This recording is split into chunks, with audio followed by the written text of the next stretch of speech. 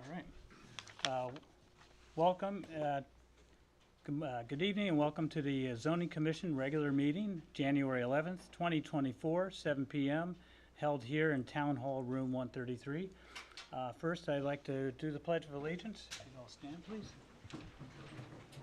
I pledge allegiance to the flag of the United States of America, and to the republic for which it stands, one nation, under God, indivisible, with liberty and justice for all. Thank you. I'd like to introduce the members of the commission tonight, starting from my left, if they'd call off. Anthony Papucci. Kurt Timmerman, acting chairman. Mike Lucia, alternate. Sean Turner, regular member. Thank you. And we also have the zoning enforcement officer and our recording secretary. Tonight, Mike Lucia will be raised to a voting member since we don't have a quorum. So the next one is your enforcement report. Sure, yep. Thanks, Fran. 47 High Ridge Road. I have a court date of January 26, 2024. I'll be going to court on this, so I'll have an update after that date. I've been working with the town attorney and gathering all the information needed for this. 31 Green Knoll Drive in McGovern residence. I know I sent everything back out. I was sending it back out to the commissioners to review. Being that there's only, we're missing 3 of the commissioners, I would probably suggest we continue this to the next meeting to get a full commission's input as to what steps or procedures they want to take. Okay. I'll ask a question after you go through your whole. Sure. 1 Rachel Farm Road, the Valentine residence. I haven't heard back, so I did send a second notice out to them today. They were doing filling in the backyard over the allowable amount of 100 cubic yards. Citation list, 89 Whiskey Road, Dover residence. Again, we're still waiting for the judge's decision. I don't know what the issue is. I know with the new town attorney, I was hoping that he's gonna put a little pressure on, because this has been going on since 2021. Yeah. Enough's enough. 35 Vinbrook Drive also. There's been no update. When I meet with the new town attorney, Mr. Beecher, this is gonna be one of my items for him to go over too on this one. And then 5 Stony Farm Lane, Rodriguez property. He cleaned everything up. Everything's gone from that property. Okay. So I will remove that from the enforcement report. All right. All right, thank you. In reference to 31 Green Knoll, I had a question previous. It seems like the owner did the collection of the samples. And I guess for the next time, for the next meeting, as we continue it to get more members, just an answer to find out, was that what happened or not? Yep. And also, we talked about it last meeting as well, because I was gonna ask the same question. And also, where were the tests taken? Exactly, yes. We were looking for both of those. Yeah. All right, thank you.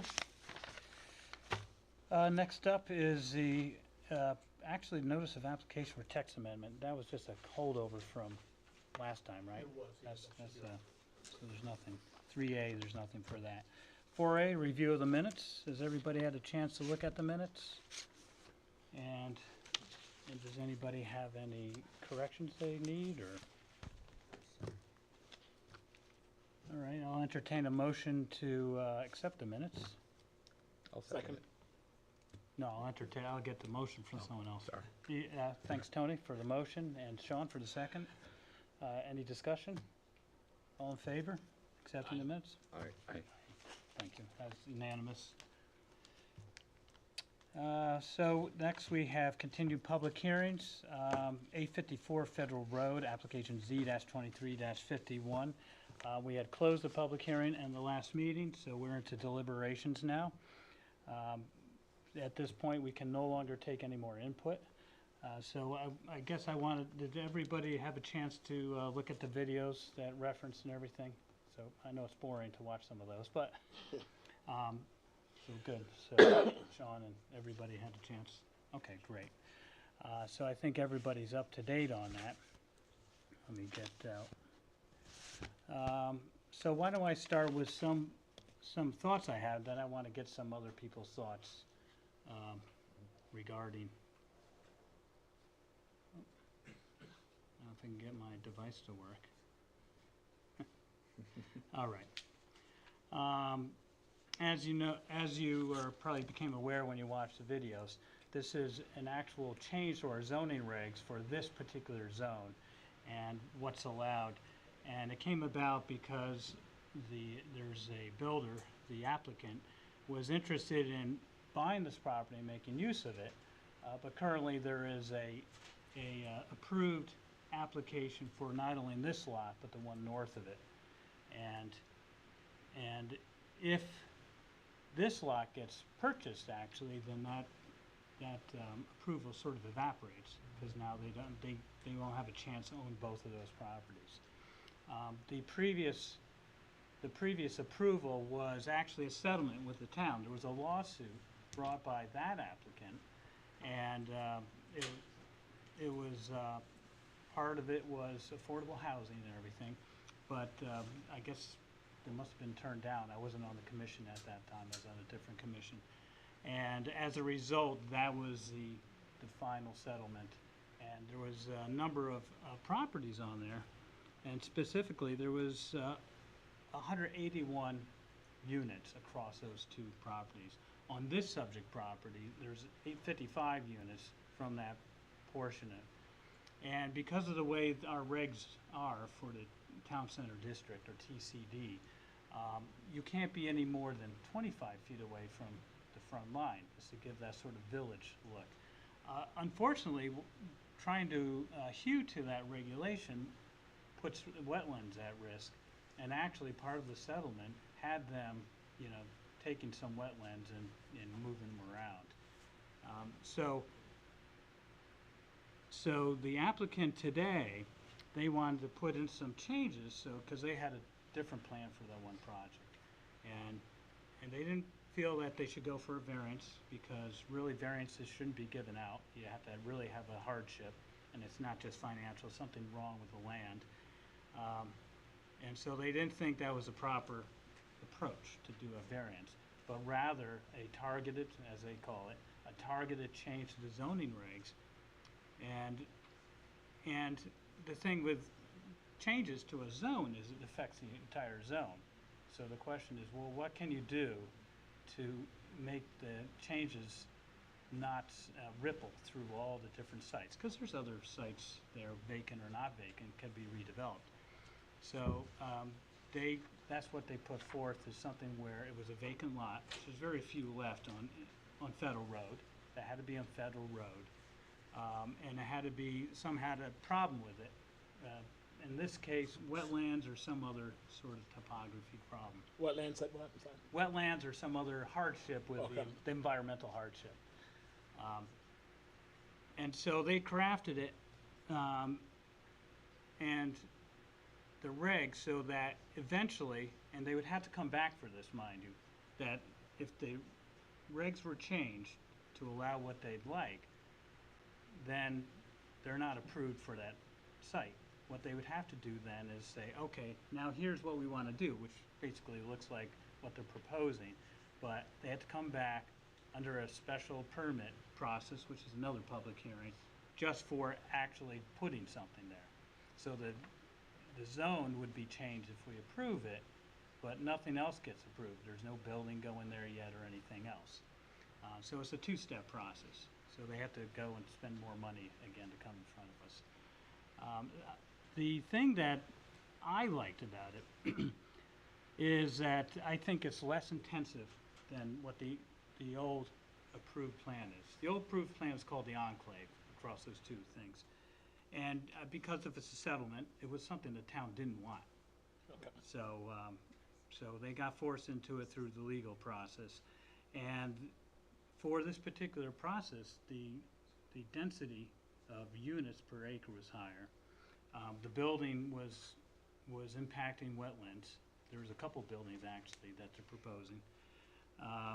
But this one, actually, they're gonna move the building back. One building, fewer apartments, and no wetlands. They wouldn't have to take any wetlands. So they thread the road through, so it wouldn't impact wetlands at all.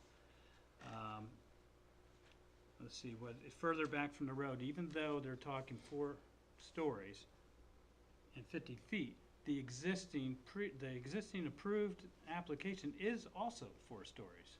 Again, another part of that settlement that they had to do. So this is better than that in that it's not up right there against the road. It's further back, over 300 feet away from the road. So it doesn't loom over the road. You might, for example, you might go by the other one being built there, and when you see just 3 stories there, only 25 feet away, you can understand the visual impact and why pushing something way back is better for that. That, and the other major thing, I think, if this two-step process actually happens, is that our streetscape Phase 6 is not blocked anymore. The Phase 6, which is the sidewalks going from Agora Restaurant north to Newberry Village, the state will not move on it yet until they know where the curb cuts are in the road. And if a plan is put in place for that piece of property, then they're like, okay, now we know where the curb cuts are, we can go ahead, and the project is unblocked. So that's an issue there. So I think in my view, the other thing is, okay, what's the impact? Because there are other properties that would,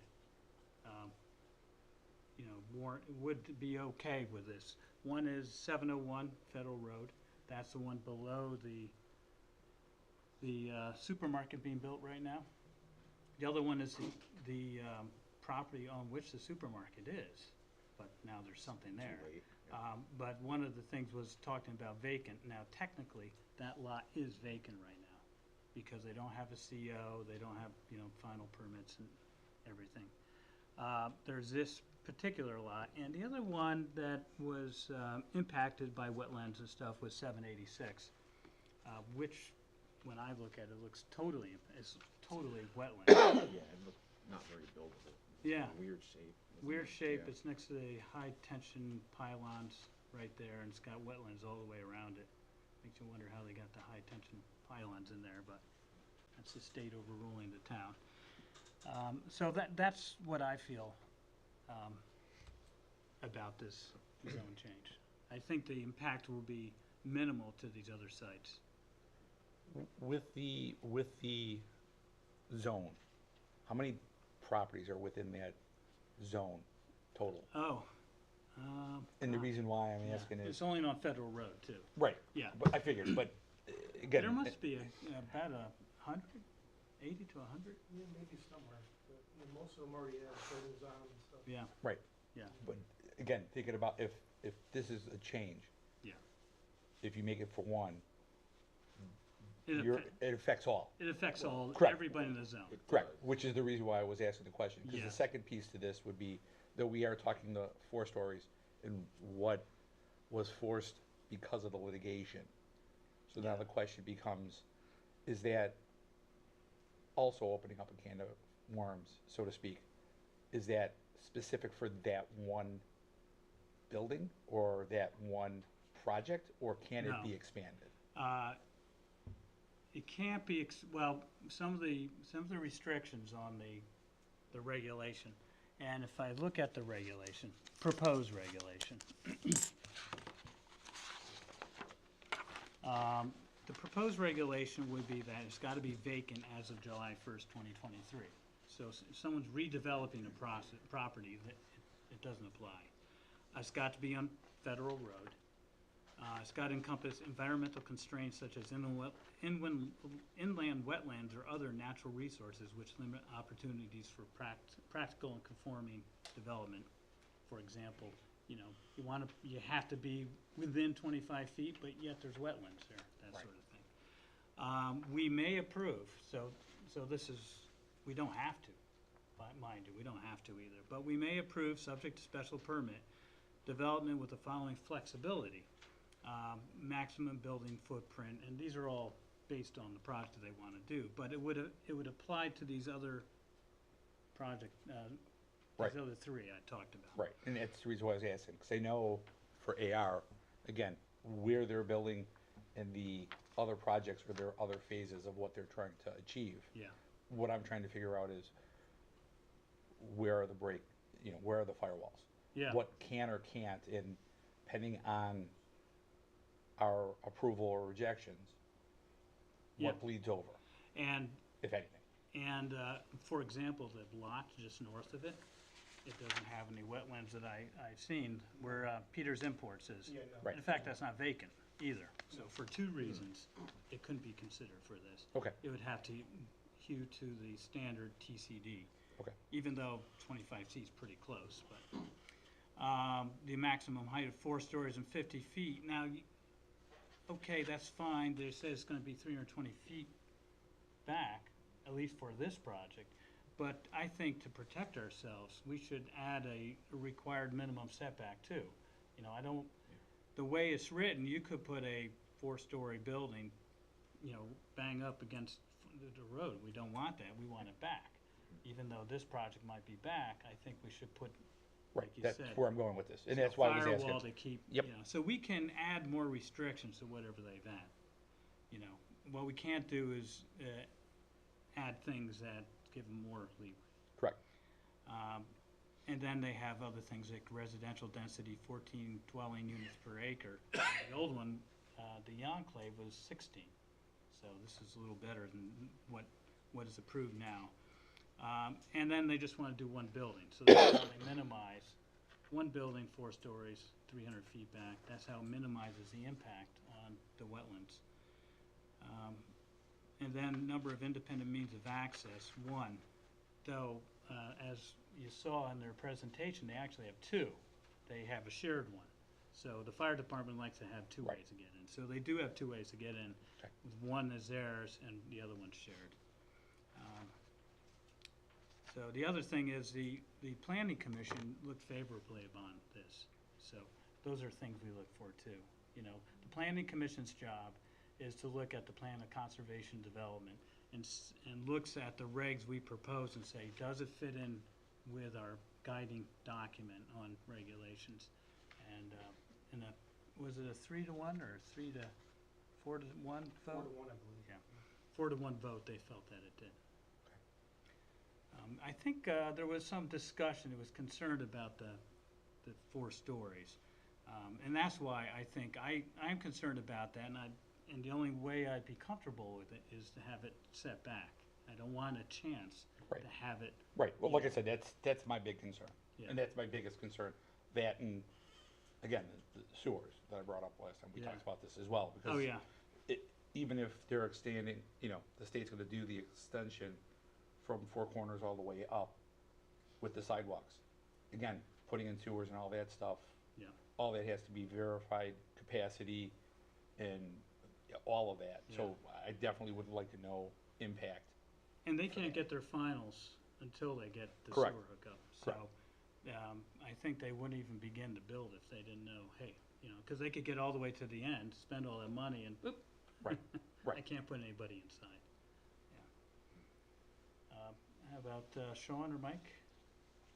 My concern was also the 4 stories, but listening to the add an additional setback might alleviate some of that concern. But that was my biggest concern with the 4 stories, because I know in that area it's supposed to be 3 stories. So. Yeah. And in the TCD, there is no setback, minimum setback. Right. So okay. that had to be added in, and when we looked at the wording. And so here's what they wrote: maximum height, 4 stories and 50 feet.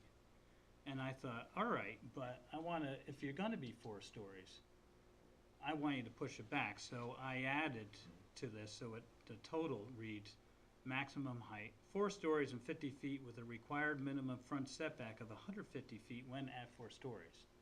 So the difference between the standard TCD and this was the extra story. So it keyed on that extra story to push it back.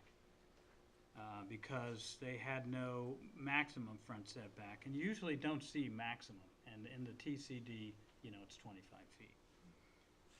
So I think in the future, it might be a good thing to look at some of those setbacks to,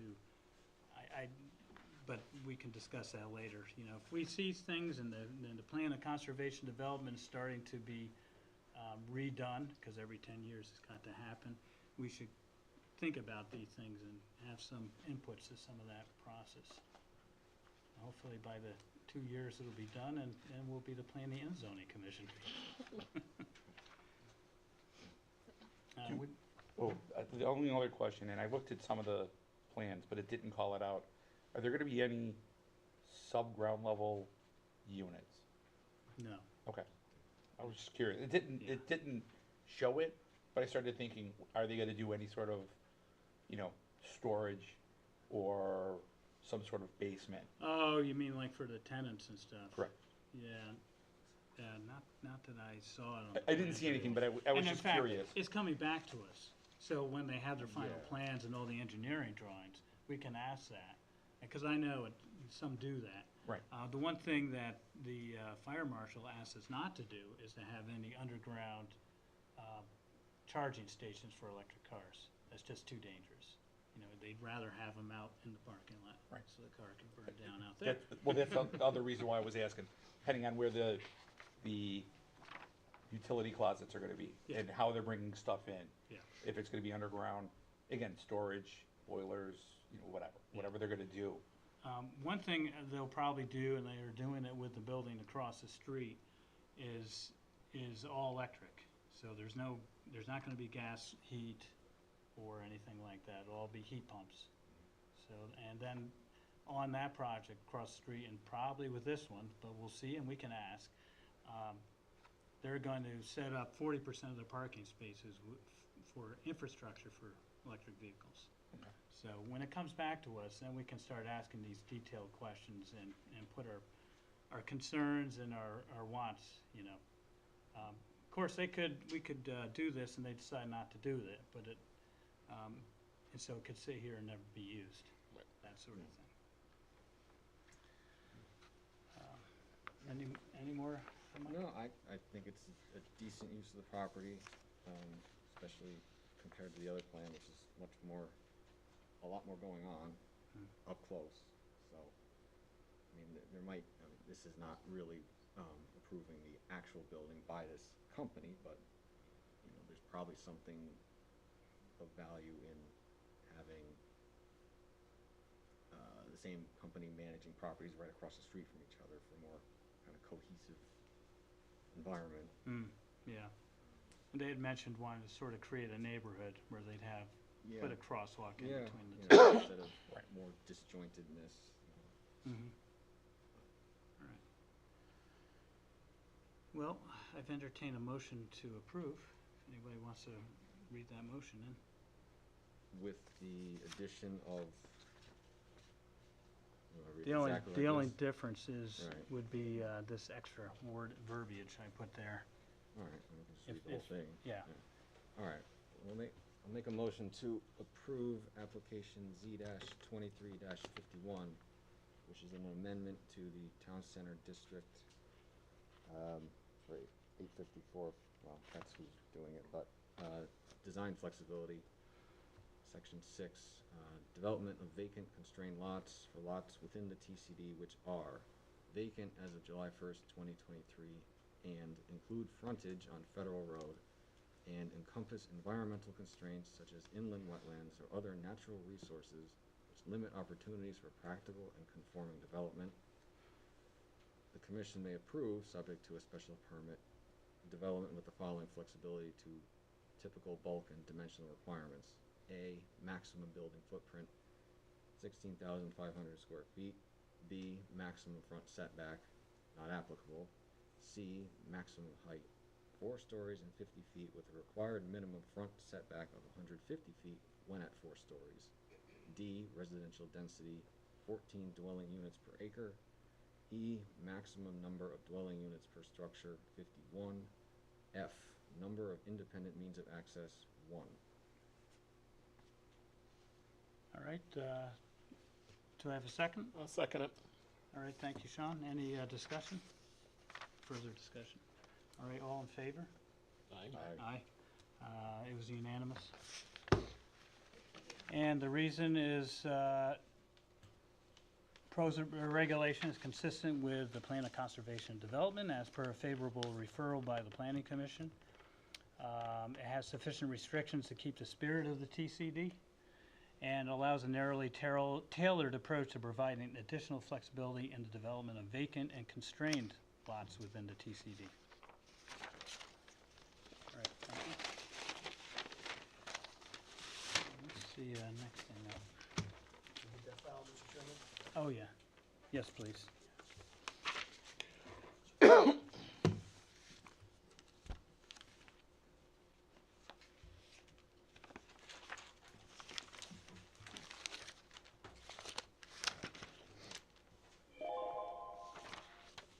Oh, I guess they left. They're gone.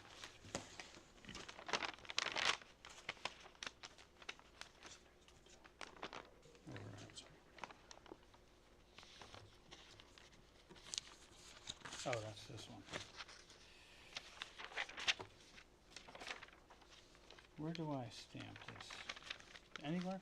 I'll do it with you afterwards. All right, yeah, that's fine. All right, the next application. Goodbye. Oh, goodbye.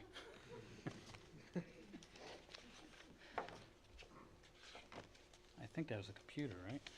Yeah.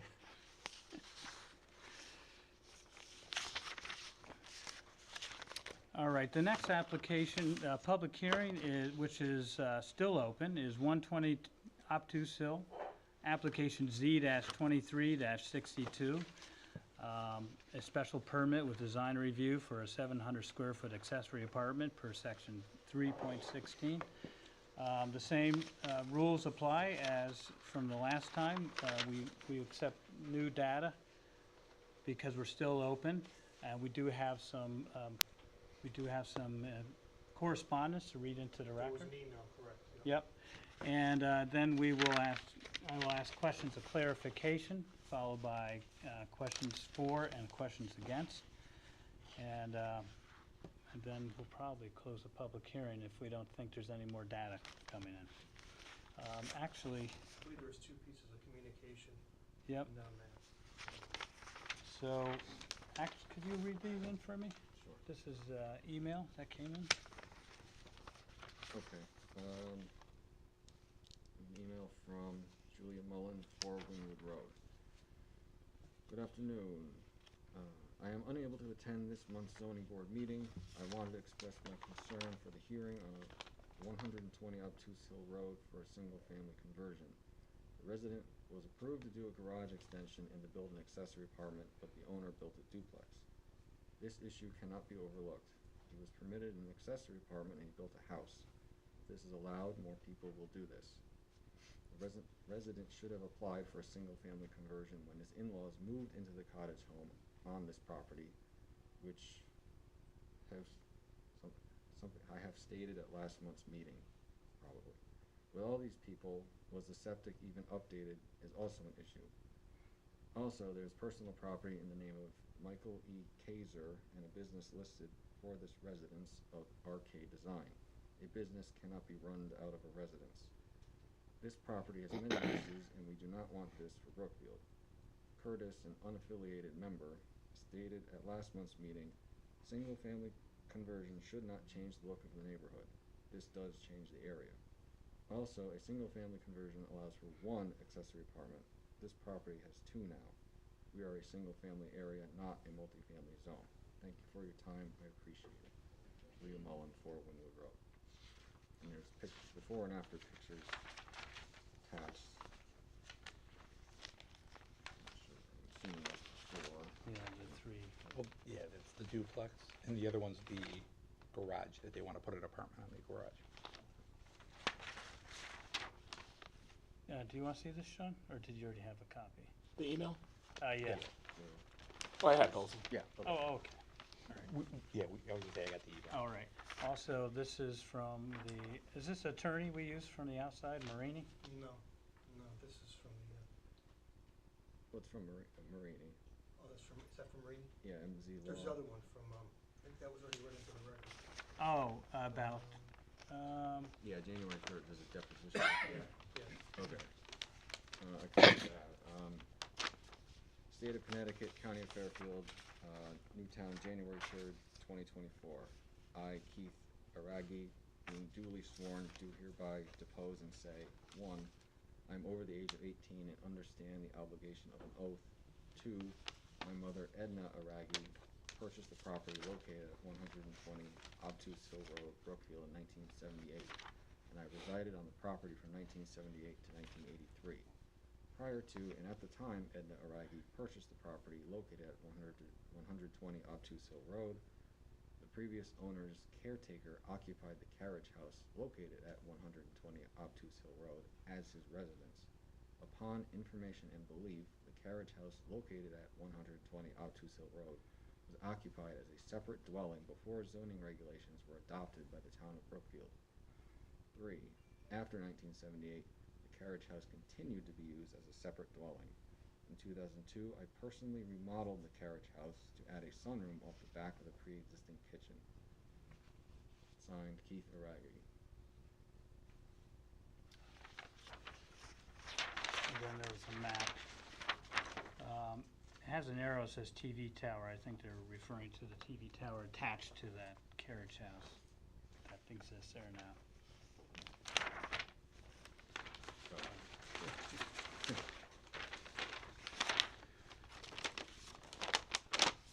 And Fran, John Marini is an attorney of? John Marini was the town's previous attorney. Oh, all right. And we read that in already? I believe so, Let's just read it again because they're, when the public hearing was open, I thought, but if you want Yeah. to read it, it doesn't hurt. All right.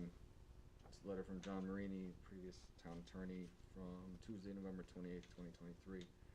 Fran, as discussed, it is my opinion that the property is eligible for an ADU, so long as it is otherwise in compliance with 3.16. The existence of the single-family dwelling and carriage house on the property both predate zoning regulations, and therefore do not disqualify the property from ADU eligibility pursuant to the current regulations. John P. Marini. and I think that's it. Some pictures here that we had before. All right. Any questions from the commission on clarification? When was the construction done to convert the single-family house to a duplex? That was last year. Well, it's not a duplex. So a duplex is two living things side by side. So when he showed us the pictures, the right half is an apartment. The left half is storage for his. No, left his apartment. Oh, they left his apartment. The right half of it's storage for his toys downstairs. Okay. When I looked at the pictures, it didn't look that way. That's the reason why I Oh. referenced it as a duplex.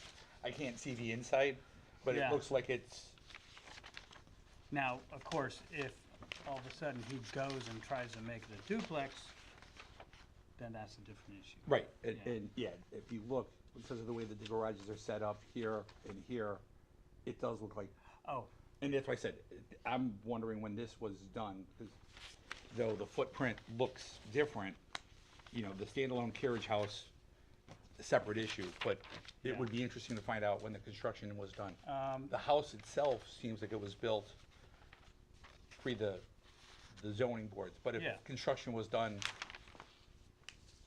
afterwards, this garage existed, and Right. then they expanded it this way with a variance. And so, but then it was empty upstairs. They didn't realize they needed to come in front of us and get a accessory apartment upstairs. So it's been empty all this time, waiting for that, or storage. It's been storage. So these are the same three here. They just went up and over. So it didn't get any closer, but whenever you're within the setback and you enlarge something that's, you know, that crosses that setback line, you have to get a variance Mhm. for enlargement. So even though it's going away from the road. All right. So of course, if you try to put another apartment in, that's not allowed. Right.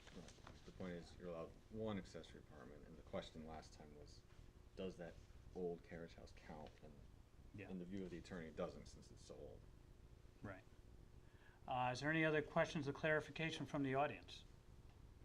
Yeah, I have some If you questions. could come up to the podium and write down your name and address. And is that microphone on? Yeah, I turned it on. Okay, great.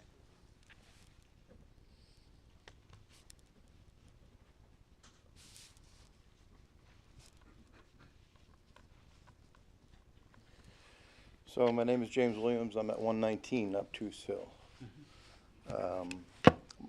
I think you guys are confusing the garage and the carriage house. Well, the carriage house became an issue to say, is it considered an ADU already, or or not? So if you look back in the records, first off, the garage that he built into what it is. So they just need a question of clarification. Later, I'll be asking for and against. Okay. Yeah. I just want to make sure you guys are clear on the fact that the garage you're looking at that converted into the, what you call a duplex, was a garage put on later to the fact. The carriage house in reference is behind the house that was converted into living space in 2004. 2002.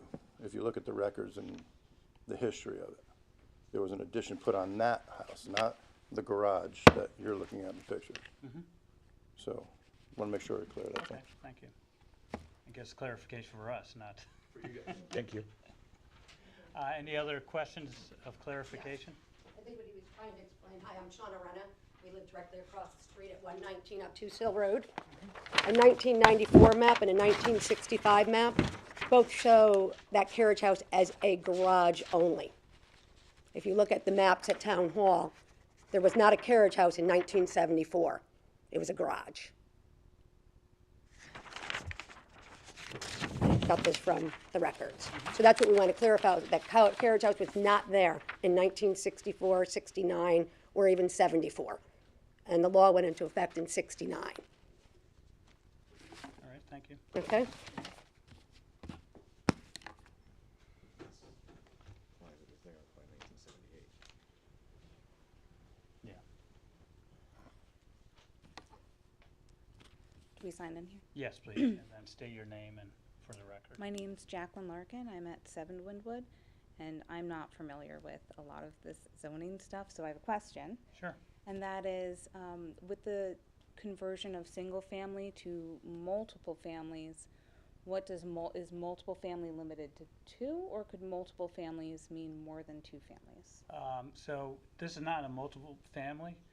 What it allows is a single family residence to add an accessory apartment, which has to be smaller, and it has to be within a certain size, not too big and not larger than a percentage of the main house.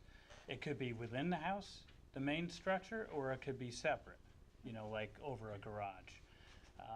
So still considered single family.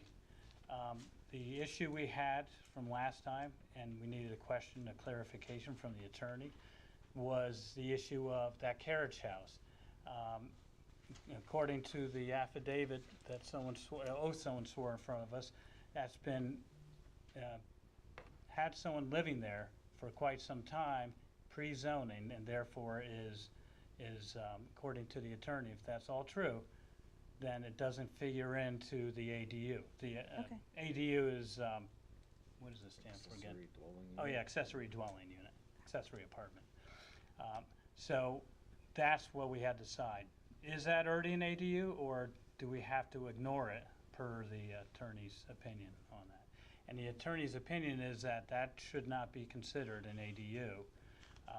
And so they still have an ability to put an accessory apartment. In this case, they want to put it in the garage that they have near the road. Okay, So thank you. that's the difference. Thank you. Yeah, sure. Any more questions of clarification? All right, I'll take, anybody want to speak in favor of the application?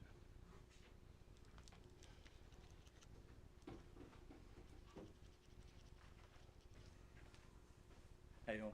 Carl Scuteri, I'm 120 Obtuse Hill Road. I just want to say, there was some discrepancies in some of the maps. Some map from 1972 had it labeled as a garage. We did have a map dating pre-zoning that did not have it labeled as a garage. We also have a sworn affidavit from the previous owner that did the addition in 2002 to the existing carriage house. They put a sunroom on the back of the existing kitchen. They also knew the owners before then, the Vanderbilts, that lived there. And it's always been, it was a caretaker. The caretaker of the property, they were wealthy people back in the day. They lived in that home. Hence the name, it probably got carriage house because there probably was a carriage stabled up there with the owner of the horse at some point. As for the letter that lady wrote and that name of that company, I don't know who that is. Maybe it was a previous owner or something living there. Also, for the size of the building, I know the size of the building looks intimidating, but I'm at a point in my life where I was actually able to do what I wanted to do, and I wanted to build an awesome man cave, so to speak. So one side is the apartment, the other side's wide open. Zoning officials have been in there to see it. Every town official's been in there checking it out. It's a wide open room. I plan on finishing it when I get the time and money to do it. Not as an apartment, you know, set my stuff in there, make it cool or whatever. The other side's an apartment. Yes, the building is big. It does have a 5-car garage underneath, but it's not a duplex. I don't plan on ever making it a duplex. And Nor can you. yeah, and they could come and check anytime they want, and I'll open the door for them and they can walk in. It's not a duplex. It never was. That's really all I have to say. Thank you. Thank Could you write your name down, please? Yeah. Anybody else would like to speak in favor?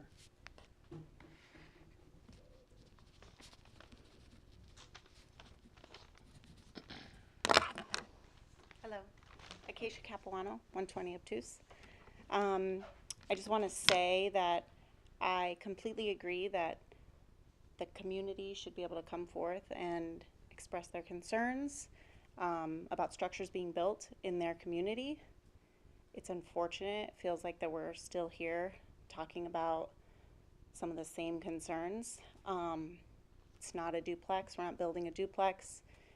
He has a plethora of quads. That is his jam. That's what he does. That is what occupies the entire 5-bay garage underneath. You are more than welcome to come and view. That is not our intention.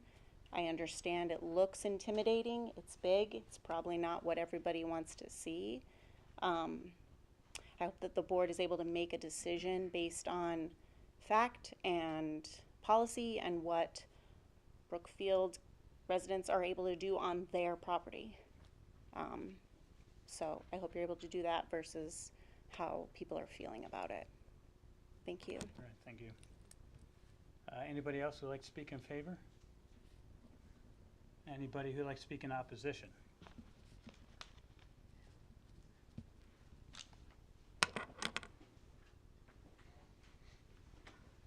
Hi again, Shauna Renna, 119 Teeth Hill Road. Just reading back to the attorney's letter, he ended it as, based on the review of the facts presented and the meeting tape, I believe one ADU would be permitted. However, I would like to review the existing regulations. Send me a copy. That's how it was ended. No, this is an email change. Okay. That's the newest, that was the first thing that happened. So I did as much research as, okay, that one's good then, down at Town Hall as I could, and I went and pulled the cards. A permit was pulled 12/10/2022 to put a kitchen on a cottage. Prior to, yes, that was there. I've been in that residence since 1998, across the street. Susan Arragee moved back into town, and they wanted to put an addition. I knew that. I lived across the guy for 25 years. That was not a cottage at that point. It was a caretaker's place where they used the main kitchen. There was never a kitchen put in to 2002. If you guys want to see, it was taken from the tax assessor's office. It's Can I keep this? underneath there. Can I keep this copy? Yes, you can. That's when he added the kitchen. That's even in the permits in the office of the permit office as well. There is no map until I believe 70, maybe 2000, when Sal Arigui built the garage. That changed the garage to a different location. Every map, that is a garage that has a TV tower on it. You could go, there's probably 30, 40 maps in Sal Arigui's file. You gotta go all the way back, and then I went to the assessor's office where she pulled all the hand cards that she couldn't find on the computer because it was so old, the home. The only dwelling that was on that home in 1897 was the home. My house is built in 1890. I have a barn. So I also have 6 acres. So if we approve this, I could do the same thing. I could just add a kitchen to my existing barn that was built in 1890, and all of a sudden it becomes a carriage house, and then I could put up a dwelling. I mean, we are Brookfield Center. We are white picket fences and stone walls. It's a big intrusion pulling out of the driveway.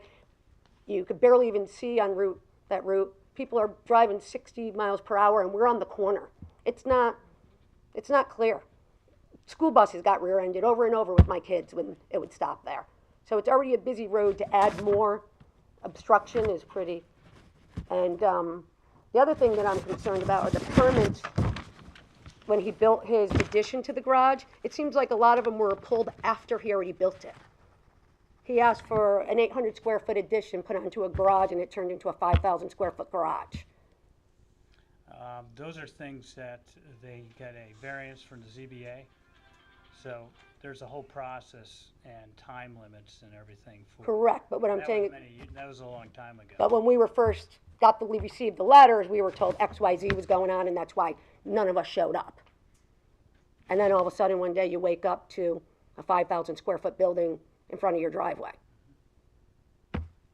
And then the apartment that he's building, the access is basically almost on the road. I get it has it's like if you were gonna do it on the other side one. Why would you put her staircase on the road? If you do go look at that, it might be in the 50-foot variance, but it's still on a main road. The entrance. Yeah. So, I mean, like I said, we are Brookfield Center. It looks like now we're turning into a city down there. You know, stone walls and white picket fences turned into duplexes. And I do believe if you go to the permit, you'll see that a kitchen was added in 2002 by Sal Arigui himself. And Keith Arigui's records are from 1978. I believe, correct me if I'm wrong, the law changed in 1969. So 78 is after the law changed, if it was added.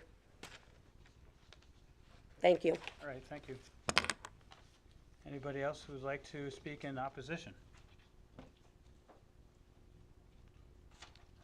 Any rebuttal, sir, the applicant?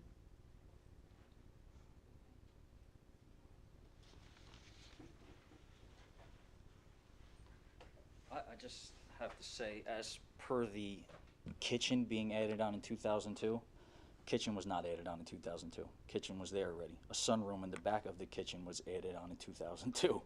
I don't know where that's coming up. That's just popping out of thin air, but that's not accurate.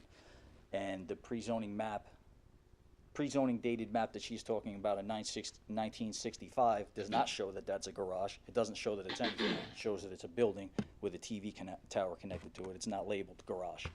So that's being just made up out of thin air also, as you can see for yourself. Yeah, we have that map. All right. All right. Thank you. Thank you. Any questions from the commissioners? We have a lot of input data that we can discuss independently after this. Any questions, comments? So normally what we do is, you know, once we gather all the input from the audience and the public and data like this, and we don't think there's any more coming in, we have no more questions to gather more data from relevant officials, and we have a lot of maps and everything, we would close a public hearing, which would cut off all more data coming in. And then we deliberate where everybody had to be quiet while we talk among ourselves in open session.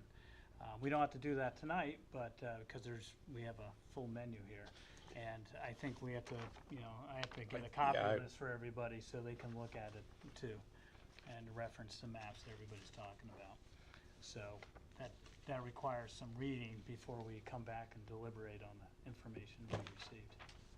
So, if you guys have nothing more, then I'll entertain a motion to close the public hearing.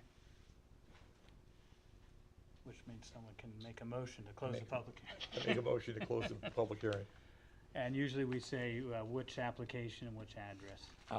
This is for 120 Obtuse Hill, Z2362. Carl, and I'm not gonna, Yeah, I'd I'm skip gonna to the leave their special names out because I'm permit gonna part. butcher them. Special permit with design review of the 700 square foot accessory apartment per section 3.16. Thank you, Tony. A second? A second. Thank you. And any discussion on closing the public hearing? Which usually there isn't, but all in favor? Aye. All right, so the public hearing's closed for 120 Obtuse Hill Road. At the next meeting, which is the 25th of February, we'll go into deliberations once We we have read all. 65 days to deliver. All right. So, and can we get a copy of this that I received in? Yep.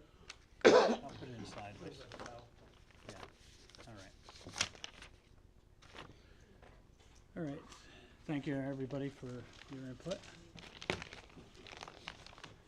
We already did that one.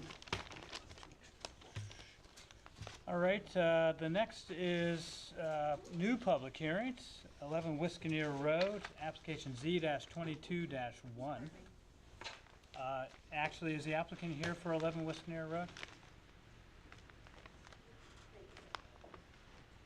They don't have to stand up, before I read.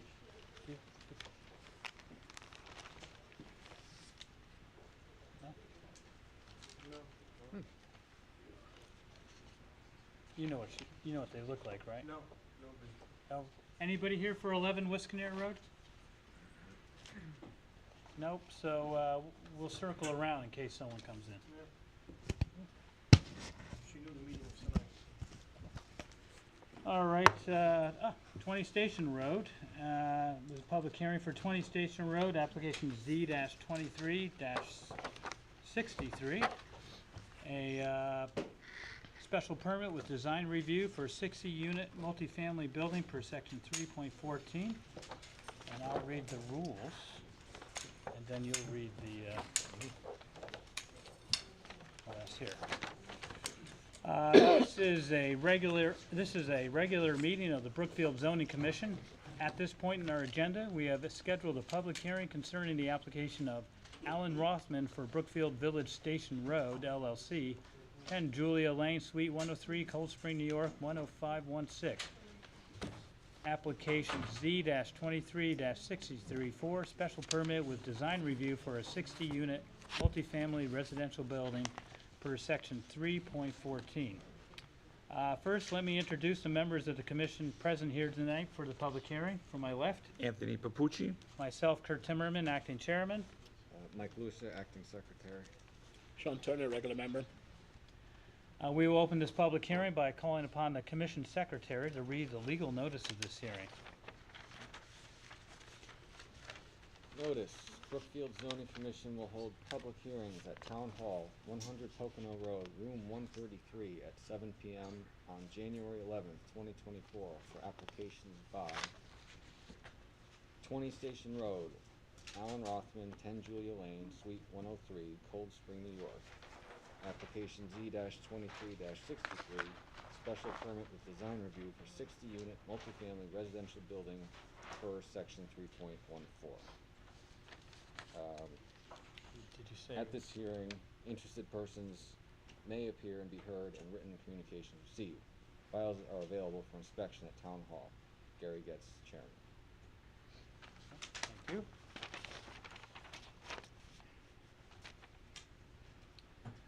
This application was formally received by the Commission on December 14th, 2023.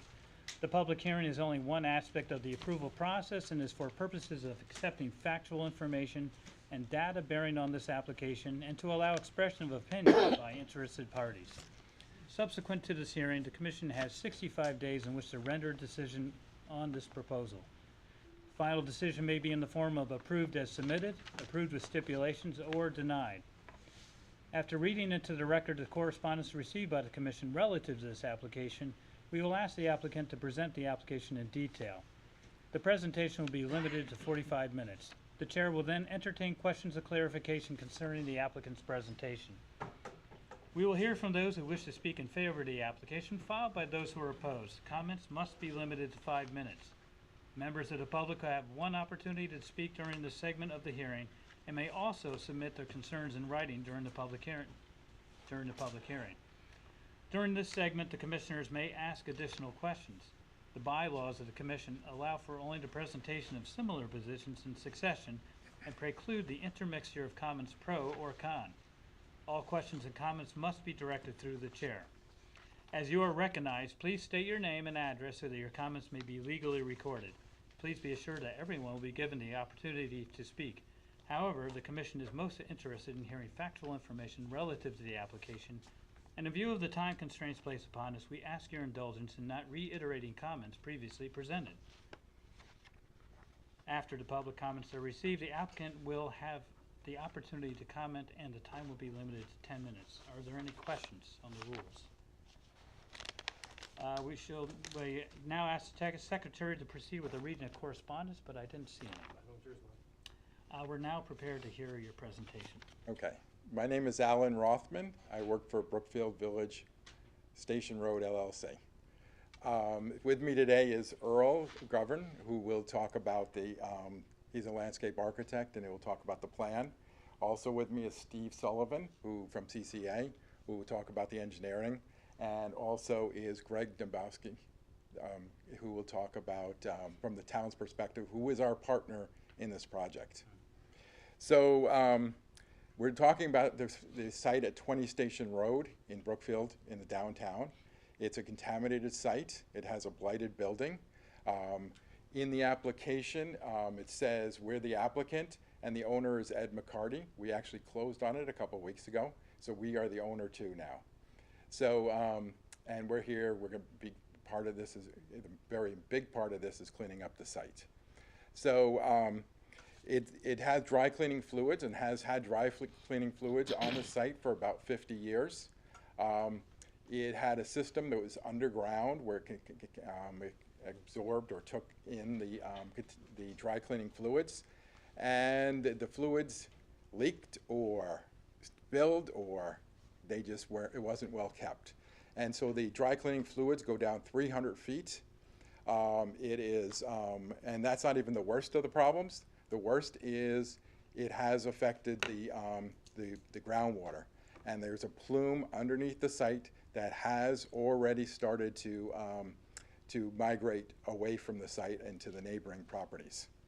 So, in 2017, the reason why we know this is in 2017, the town commissioned a report, a study. It was funded by the state. They spent roughly $100,000, and they found all these problems with the site. And Greg was the one that did led that charge. So the town has solicited an RFP to get, as part of this cleanup program that Greg found, is it needed both a developer and a municipality to work together. And so, the town sent out an RFP about 6 months ago, maybe 8 months ago, and we were the only one to respond. And so, together with the town, we applied for a grant, and we were granted a grant of $1.2 million to clean up the site from the state. The state has some conditions. So it has to be a public-private project together. We have to work on it. Second is, has to be financially viable. It's got to be a project where there could be tax revenue, some growth. So, so that was an important requirement. It can't be just like a parking lot. It can't be much revenue, and the state wouldn't be interested in that. And third, it has to be housing oriented. They want housing. There's a shortage of housing, and part of the grant requires housing. So the status is, we already have inland wetlands approval, and there is wetlands on the site. There are contaminated wetlands on the site. We will, after we clean up the site, we will bring back wetlands larger in quantity and better in quality. The quality is very low, the wetlands on the site, but we'll improve those. We also have ZBA variances. We have 4 ZBA variances. And with the variances were obtained in order to get 60 units on the site. And so now we're in front of the, this board to get basically our final approvals. So I will turn this over to Earl right now, who will talk about the plan itself. Thanks, Alan. My name's Earl Govan. I'm a landscape architect with Blades and Govan in Bridgeport, or Fairfield, Connecticut, sorry.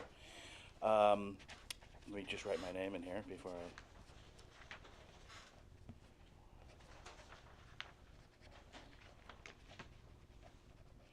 I... our firm is responsible for the site planning for the project. We've gone through the wetland process. We work with CCA and Steve Sullivan's office to develop a storm drainage plan that has also been reviewed previously at Wetlands.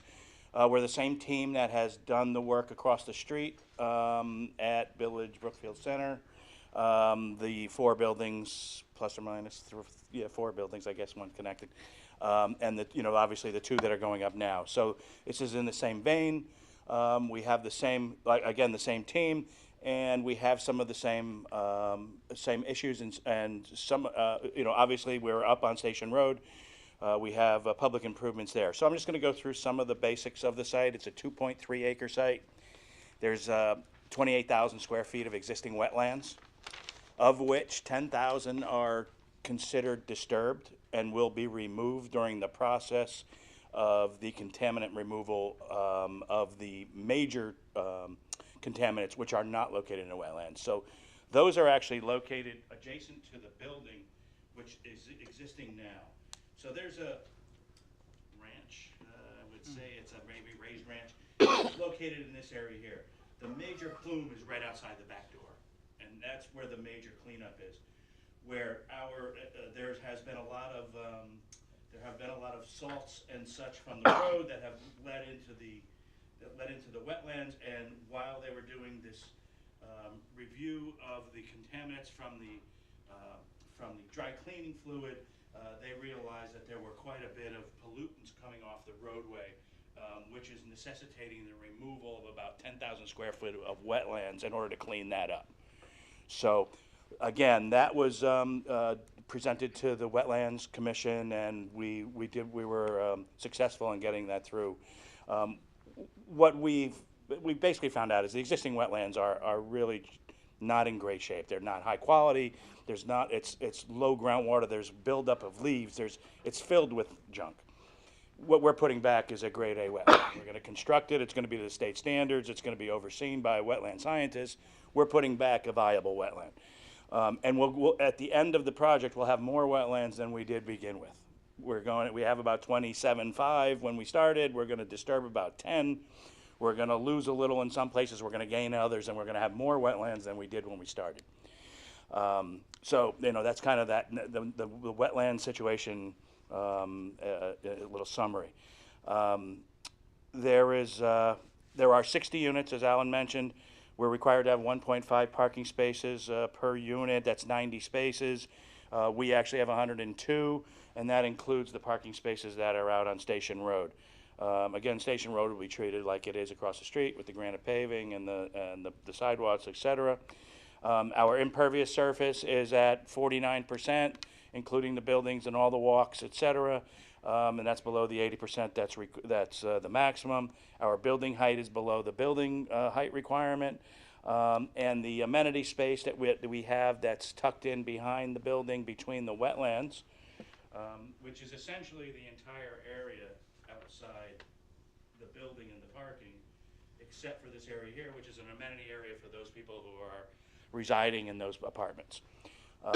There are a few easements that we're respecting, which is kind of the situation of how the building got placed where it is.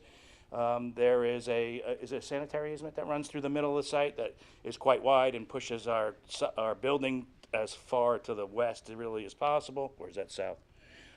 west. And there is also an access easement for the towns to access the properties in the back, I believe, and to have a continuation of a bikeway that might be through these properties. So is that right, Alan? There is a sidewalk that leads through that's meant to be a bikeway. It's there for if necessary. Alan's mentioned we have some variances, basically to make it entirely residential, right, Alan, with no retail. And I believe there's issues with retail in general, that the renting, and this is set back a little bit further, so it's really not up on the corner. It means is it's up Station Road. It's not like near that close to Federal Road. So this is, if you know this, if you know the area, the adjacent property is the car wash, correct? Yes. There's a driveway between. Beyond the Oh, car yeah, wash. Right, it's the parking lot, Beyond and then, yeah, there's a parking lot and then the car wash. And then it's basically residential. So, you know, we think this project is a positive. It's activating a site that is not currently on the tax rolls because the taxes weren't being paid. The grant money is coming from the state. It's a private-public partnership effort to activate the site. And the town's gaining some parking spaces in the meantime, as well as putting this back on the tax rolls.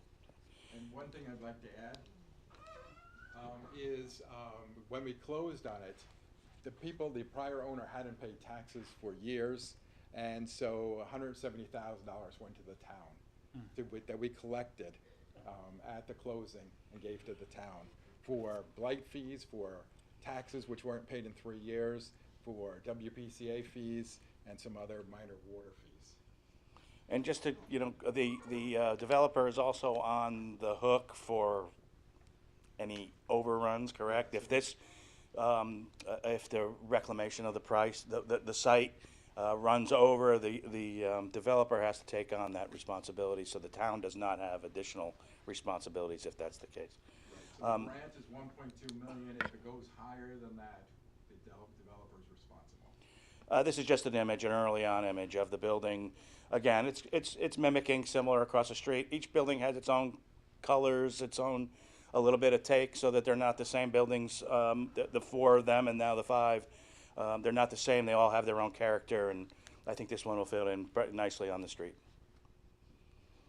If you have any questions for me, I'll take them now. Wait to the end, or Steve can run through and. Could you tell me what the different variances are? Yeah, there's 4 variances. One is for density. One is for, like the building across the street, it's 3.5 floors, so it's the 4th floor, but the apartments are only in the center, so it's basically like apartments in the attic. But it's officially a 4th floor variance. The other variance was the footprint is higher than what's allowed. And the 4th is the no commercial on the bottom floor. So these are all apartments. Correct. And how many apartments are affordable? How many units will be So affordable? there's 60 apartments. We were required to do 20% affordable, so there's going to be 12 affordable units. But it's 80% AMI. So that's pretty high. So roughly a family of 3 or 4 they're going to be up to $100,000 in income. Was that a requirement from the state? Yes, Part we of didn't this. want to, but the state required it. As part of the grant. They wouldn't give us the grant money without it. They were ready to move on to the next, you know, it's a competitive program, so they just go on to the next party if you don't take their requirements. Yeah. Can you just clarify the state didn't want to do what? They didn't want to make it 100% market. Okay. The plume, Yes. I guess maybe I should have watched the inland wetlands, but how are you gonna get rid of the plume, or does the So plume? what Greg might be able to answer this better, but my start in this is, if once we hit the hot spots is where Earl's showed you, they are, nature will clean a lot. So we're going to remove a lot of soil. It's going to go down 12 to 15 feet, down to the bedrock. And so we'll truck out all this soil here, but that will take out the hot spots. And once the hot spots are taken out, then nature should clean it up. So that will alleviate this problem, is what expected. But we'll be monitoring it for at least 5 years, more likely 10 years. Also, so this will all be, LEP will be involved in every step, and it will be even after the construction is done. So Earl Govan again. From my understanding is that the major spot is directly behind the existing building. There is bedrock there that goes down 30, 40, 50 feet. They don't know it's 12 quite to as 15 feet. is where they're expecting to take out soil. After that, it has entered into fissures and such where that's not going to get into it. But what they're going to do is remove all the contaminated soil they can get to, and determine in the limit of the disturbance while they're down doing that. So which is it's kind of open-ended. Obviously, they're going down into the ground, but they don't expect it to be much more than like a vertical drop from behind the building in a small area where they do have a hot spot. The other areas are not hot. They're barely contaminated in some respects, but they are contaminated, so they're going to clean it up. It's really the area right behind the building that they're most concerned about. And it has the ability to move further if it's not dealt with. See, right now there's a hotspot that keeps adding contaminants to the groundwater. That has to be removed. And it's a tremendous amount of soil will be removed. And there's a plan in place for that. That would be developed by the LEP, the licensed environmental professional that'll oversee the entire removal and replacement of soils, and we'll have to report to the state in order to do so. So there's an official form that all that stuff gets through that they're required to do. That's independent of our project. They'll do their thing. We'll come in after. They're gonna when they come back, they'll leave us with subgrade. They'll put it back, and then we will build what we build. But what we're building with is clean. And they'll be putting clean soil back in, setting it up at a level elevation, and leaving, and we come in and build the project. Is there some kind of timeline like this, the grant, you gotta start digging Yes. by X date? So they give us 6 years to do it. Oh. Greg can answer that question better. Greg, I don't know if you want to talk about that? 6 years is the right answer. We have to finish, he's gotta finish his redevelopment 6 years after we sign a contract, which has been reviewed and drafted and is under review of our town attorney with the DECD. We signed the town and the developer signed one agreement, but there's another one with Tom Beecher now. Oh, go ahead, I'm sorry. Well, assuming all that happens, what's like the time frame for the contaminant removal versus, okay, it's ready to build? We're hoping to start the removal this summer. That's our goal. And how long might that take?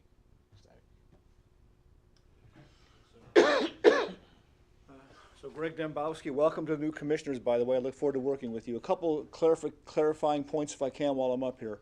So the plan is to go out to RFP for demolition this summer. Demolition will be very quick, a bulldozer. But the real hard part is checking for asbestos and other contaminants like lead before we can do the demo. All that testing's been done. We just have to go out to RFP. Should be done this summer. Remediation is going to take a lot longer for approval. Not only are we removing soils, they're putting a chemical in the fissures after the soil is removed to neutralize the contaminations in the fissures. And that takes EPA approval to approve that injection. So honestly, we're not going to be doing remediation until a year from now. So the first step is demolition, second step is remediation. I'll save my comments for when you ask for approval of this project, or I can give them to you now. Does the commission care? No, if you don't mind going last. Okay, so a couple things. That everything that was said is accurate and I agree with. Let me just add a couple more points. The town has been looking for many years on how to clean up 20 Station Road. And Steve Dunn, 5 years ago, we had us looking at programs, different programs offered by the state. None gave us the benefits this project gives us.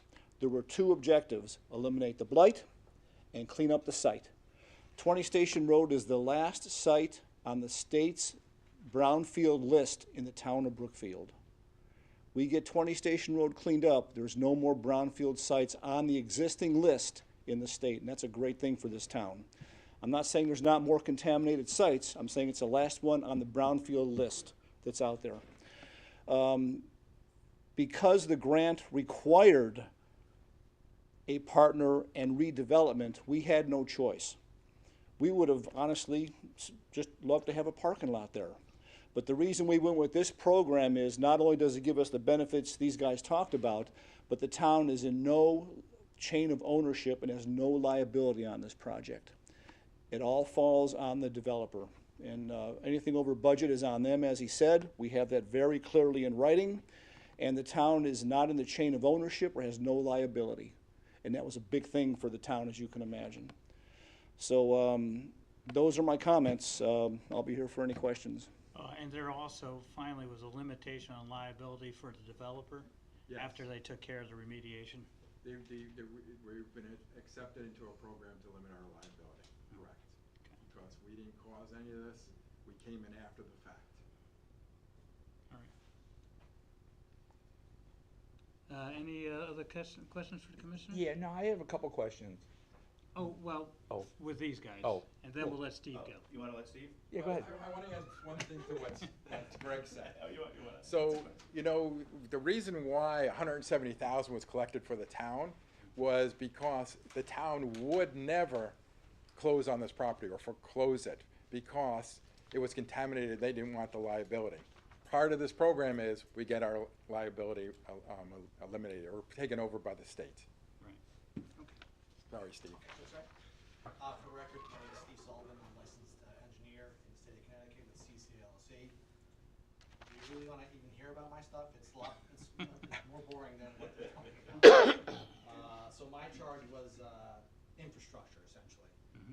So that's in the form of stormwater management, sewer, and water. The biggest infrastructure here is stormwater management. So we have a series of obviously catch basins in Station Road in the parking lot that will discharge into, we have a few hydrodynamic separators which cleanses the stormwater runoff. And then we have 3 large areas for underground galleries. Galleries proposed are Coltex, which are their offices in Brookfield. And so what they do is they recharge the water quality volume, they're small storms, and they detain the larger storms, the 2, 10, 25, 1,500 storm events. So these features allow the development to have a peak flow that's less than the pre-development condition. That's the standard practice for stormwater management. Just for edification of the commission, the public. So these galleries, the infiltration systems, they take all the stormwater and push it back into the ground where they would have gone if there was no buildings in the way or anything. Right. It doesn't flow it off anywhere. And then we also have a bioswale located in the back. It's going to accept like the roof runoff from the rear portion of this building. It's a vegetated area for fine cleansing of stormwater. From a sewer and water perspective, we're fortunate enough to have sewer and water right in front of the property, so there's no extensions that need to be done for public infrastructure. It's just a matter of a service connection for sewer for the building, which is highlighted here in yellow, and then a water service for domestic water and fire sprinkler service, which is kind of in the middle of the building. And fortunately, they're both infrastructures are on our side of the street, so we don't really have to cross the street. And then erosion controls is another charge for CCA, and we have several areas of GSF, which is geotextile silt fence. We have silt sacks in the catch basins during construction, and we have a construction entrance during construction for construction vehicles to enter the site. So that's the civil engineering portion of the Okay, project. thank you. I have a question that doesn't, about elevators in the building. I don't know who's Yes, best. it will be an elevator building. And would it be large enough for stretchers? Yes. Stretcher, okay. All right, any other questions from? Oh, I got are lots you- of, are I you- got lots of questions. Are you, done with your? Yes, we're done with our Okay, presentation. great. We can go through the plans, but the majority of the, Earl Govan again, for the record. Most of the plantings in the back are all native. We've run through those with wetlands. We have street trees in the parking lot, obviously, foundation planting around the building. It's gonna be commensurate with what's across the street. We actually have a little more room here, so we'll probably have a little bit more landscaping. But the majority of the landscaping is native landscape in the back. It's gonna be recreating the wetlands. Okay. Questions? I got tons. I'll start with the simple ones. The sewer and water coming off of station. I'm assuming capacity's already been mapped out. There's enough capacity. Yeah, yeah, they're from a repair and water company, we have enough, they'll have enough, supply for us, and, sewers, you've actually had some preliminary meetings. with Yeah, us, so we do have to get, WPCA approval, but there's a moratorium right now. As part of our application, the head of the WPCA wrote a letter saying, basically, and Greg can answer this better, but that there'll be, it won't be an issue, basically. And though the map depicts it, or I think it does, what sort of offsets, where the property actually exists? And again, now I'm trying to picture parking lot to the building, to Laurel Hill and, Station. Right? No, I think. Driving no, up no. station, Right. You're driving up station. Oh, yeah. Okay, Right. Yeah, so Federal Road's out here. right, yeah, You're talking about distances to the property line? I'm looking, yeah, that way going towards Laurel Hill. Yeah. Because there's also a property at the corner of Laurel Hill. There's one single-family property here, and Okay. then you have the intersection. Right, and that's where I was looking, and that's the piece that I was missing. I wasn't sure if that, Oh. where that, if that was the property. And then the last piece from So the, here is the bowling alley, and here is 101 Yeah. Laurel Hill. okay, perfect. With the remediation, you guys did state, there is that hot zone behind the building. You also did reference that the water is also, the water table is also potentially contaminated. Don't know the levels, the whole 9 yards. What sort of encroachment has this property bled out or potentially will bleed out to the other properties? Whether it's the other residential's on Laurel Hill or behind it, the bowling alley and the other properties as well, only because as you guys clean up and do the remediation, again, now you're disturbing all of that. Okay, couple things. One is, it's the town's responsibility to clean up the property as part of this grant. So Greg is the person that heads that. And two is, Greg could probably answer the question about where the plume is, because this is part of the 2017 study that the town did. And just to step in before Earl Govan again, it's my understanding from talking to the company that did the research, they really thought it was a confined area that they were having to deal with, and that the removals and the efforts would be contained to the small area behind the building and the area that's outlined in the wetland. And they did not anticipate it going much beyond that. So maybe it's the fact that it's going down and Right. not as out, but they're also adding a treatment to the existing Right. groundwater in order to maybe dilute or whatever the process is, and I'm not quite sure what that is. Right, But yeah. their conversation with me was they really thought that it was a confined area that they had to concentrate on because of whether it was being dumped out there or whatever, and it just went straight down. Right. And they have to go down as far as they can, which is the idea of why they're going to bedrock. Right. So they're taking everything out they can and then treating the water that they can't get to through the process, and maybe we can talk more about that You want process. just a little more? Sorry. Sure. So when we did the 2018, it was $88,000 on that grant. And we got a binder, a box full of records. They did borings all around the property, in the wetlands, along the property lines, and around the building, and they found the hot spot to be under the building. So that's why all that soil's coming out. Because there's very trace contaminants at the property line, it's assumed that it's beyond 20 Station Road.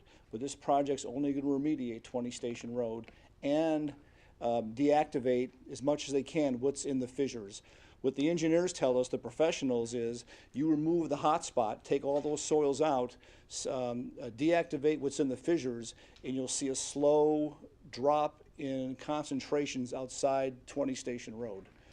So that's the story they're giving us. And I assume it's monitored for a number of years afterwards. He's required to monitor and pay for the monitoring with test wells for several years until the state signs off. Okay, So yeah, a minimum of 5, it's probably gonna be 10 years. okay. If you look at what happened in the mobile gas station 2 summers ago, I think it was, they had those big, they took all the soils out and it's the same kind of operation. Right.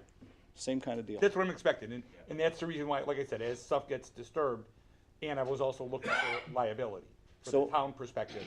As this is being done, where is the potential limited liability and/or responsibility? Again, town's responsible to get this cleaned up. Our responsibility is to follow the state and federal guidelines and use a professional licensed engineer to be on the job site every day to make sure it's done according to EPA standards. So as long as we do that and we hire the right professional, they send their daily reports to the DECD and the EPA. That's our obligation.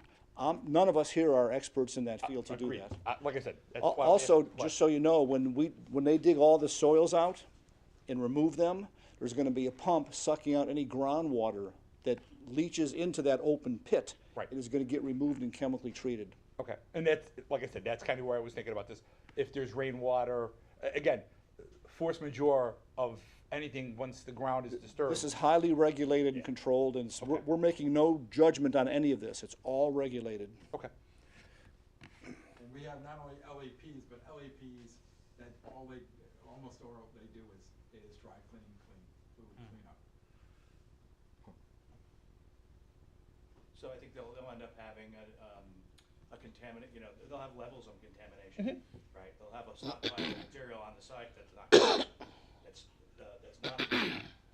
because I think, if I'm not mistaken, a number of years ago, they actually went in and tried to remove the surface of the hot spot up down to like 7 feet. So they're expecting 7 feet of good soil to come out before they actually get down, because somebody had done a remedial work years ago. It was not, they didn't spend 1.2 million. No, they didn't do Very nearly the little, job they and they did very little.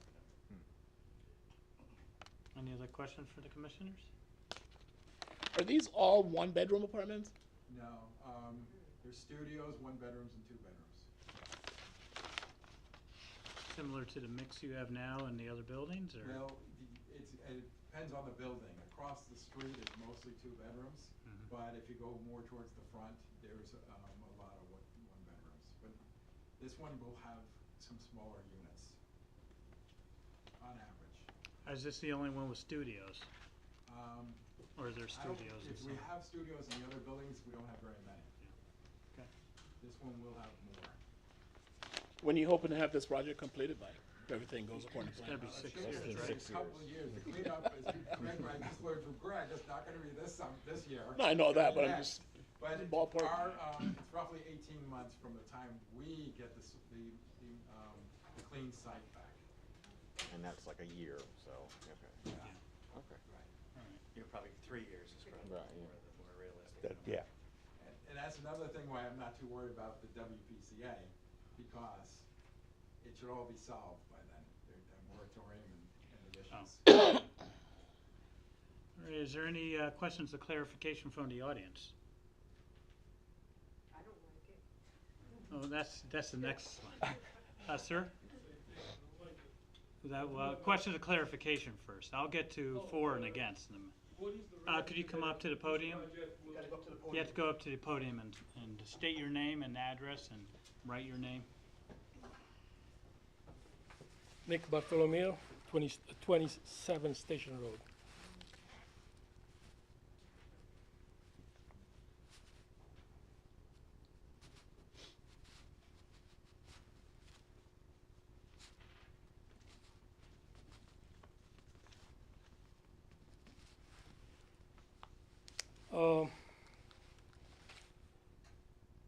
This property is being contaminated since 1970, where the dry cleaner was there. Everything they were discharging at that time was in a septic field. Septic tank, septic field, wherever they were using to clean the clothes went into the ground. The ground is contaminated, not just around the property, it's contaminated probably around a mile in the area.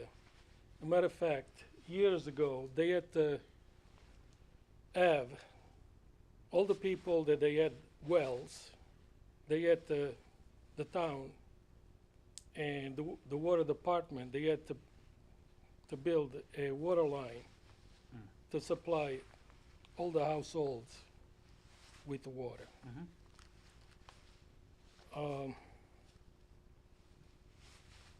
So I appreciate the fact that, you know, the town is trying to get, It's just for a question, if you had a question you want to clarify. Now, if you want to talk for Well- and against, I'll get to that in a moment. I guess I have to wait for the moment. I Yeah, guess. thank you. You'll get your chance. Any other questions or clarifications? People have questions about the plan put forth? Okay, would anybody like to speak in favor of this application? And anybody? No. Okay, anybody like to speak in opposition? Now's your chance. Now's your moment.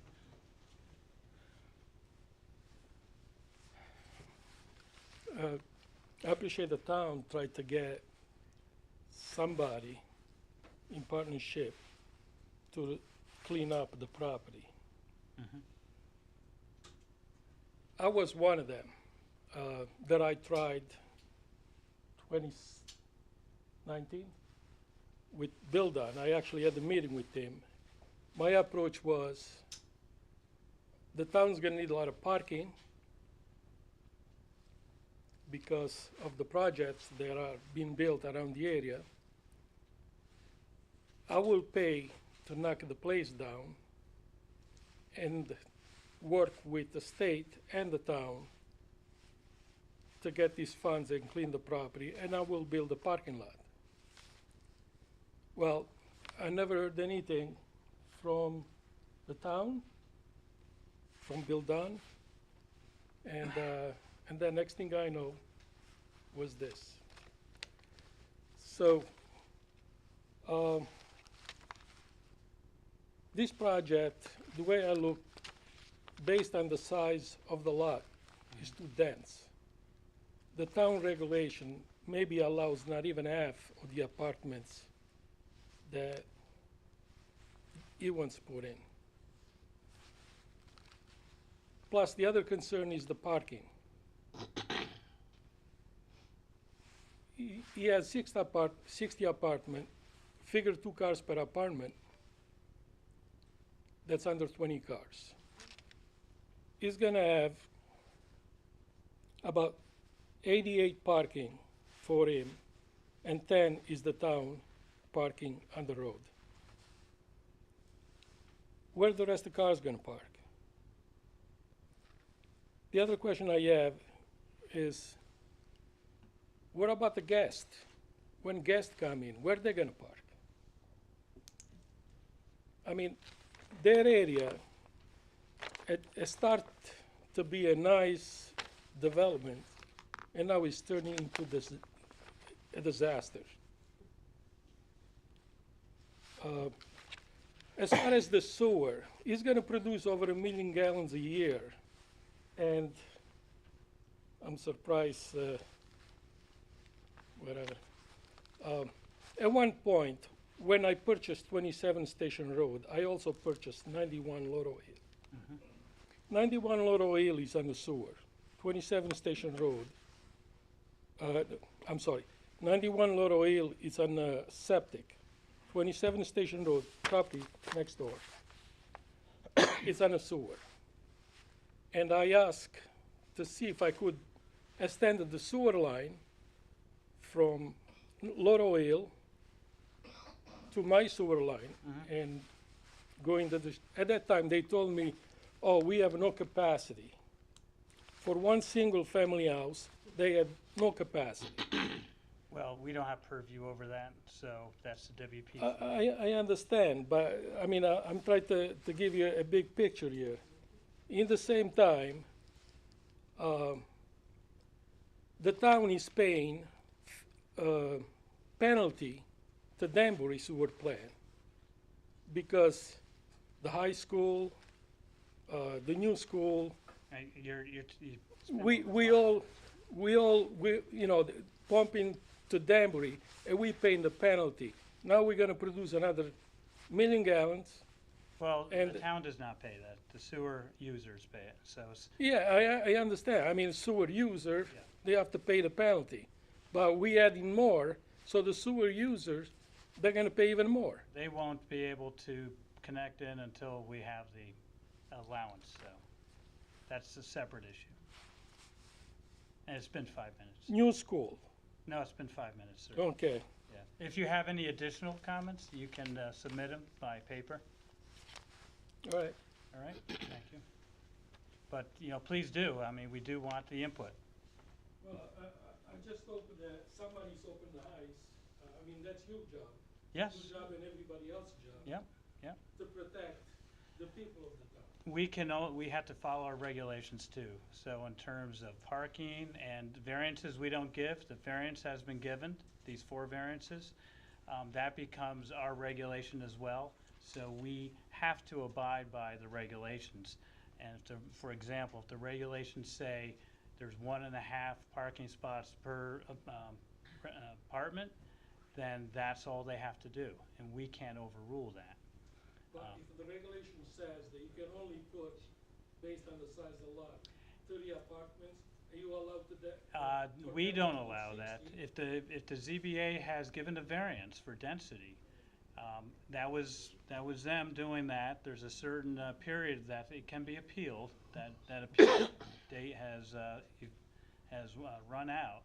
But there is a process to appeal to the variance so that if you have a problem with the density, or anybody, they can do that. But once it becomes part of a variance on this property, then we have to, as a zoning commission, follow that as if it's one of our regulations for this property.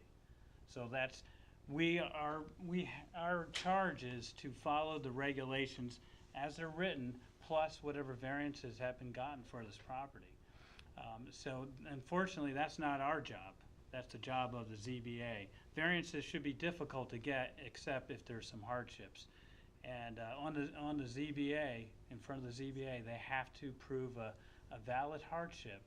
And if there is one, then the ZBA can offer a variance, and then that becomes one of our regulations that we have to follow. So we are 2 separate, we're a commission, they're a board, but we're 2 separate boards. And we have no choice now but to follow those 4 variances. Unfortunately, the time for, you know, complaining or appealing those variances has run out. But be mindful of that in the future. If you see, you know, variance come up and you've been notified, there is a process if you don't agree with it. Even after talking, you can appeal a decision. So just for the public to know that. So we're basically wasting time. If for things that are regulations and variances on this property, yes. I mean, in this case, yes, the time has run out. But in the future, you know, for knowledge for the future, if there's something, and for things that we don't have control over, you know, we don't have control over the sewers or wetlands or other things like that, we can take the information in, but we can't, you know, we have to really follow the regulations and see how that applies if we want to ask the applicant for some other things to give us. So that's why I implore you to, the rest of your comments, please write them so we can receive them. Okay. Thank you. Thank you. Does anybody else like to speak in opposition?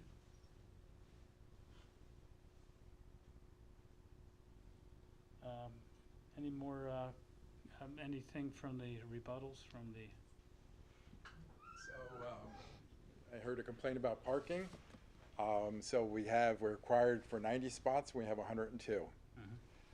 As for contamination, I agree that the whole area has been contaminated. It has been for 50 years.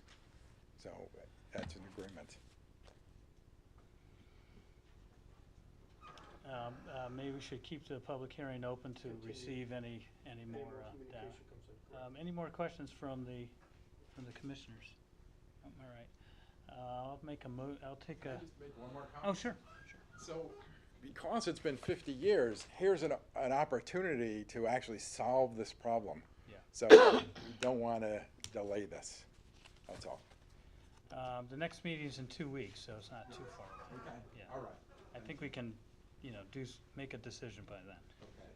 I appreciate it. I just want to give the public, opportunity to any other things that they want us to be mindful of during this. The only comment I have was, I think the original presentation did have commercial on the first floor when it was presented, to the town and everything. So, it did have some commercial on the first floor, yes. But we got the ZBA variance a few months ago. And the reason for not having commercial on the first floor? Was to make it, after we were required to put in the affordable housing, the numbers didn't work. And so as a trade, basically, we did affordable housing and removed the commercial. All right.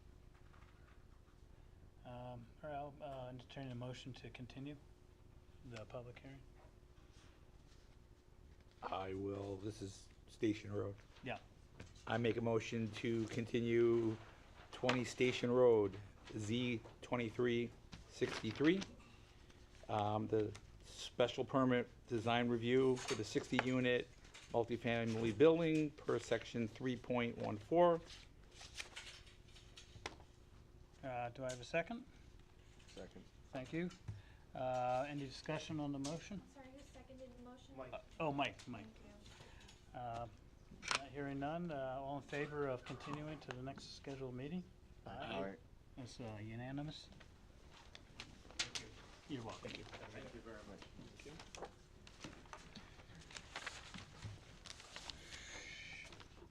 All right, the next one is 132 Federal Road, application Z-23-63. I'll go through my litany again.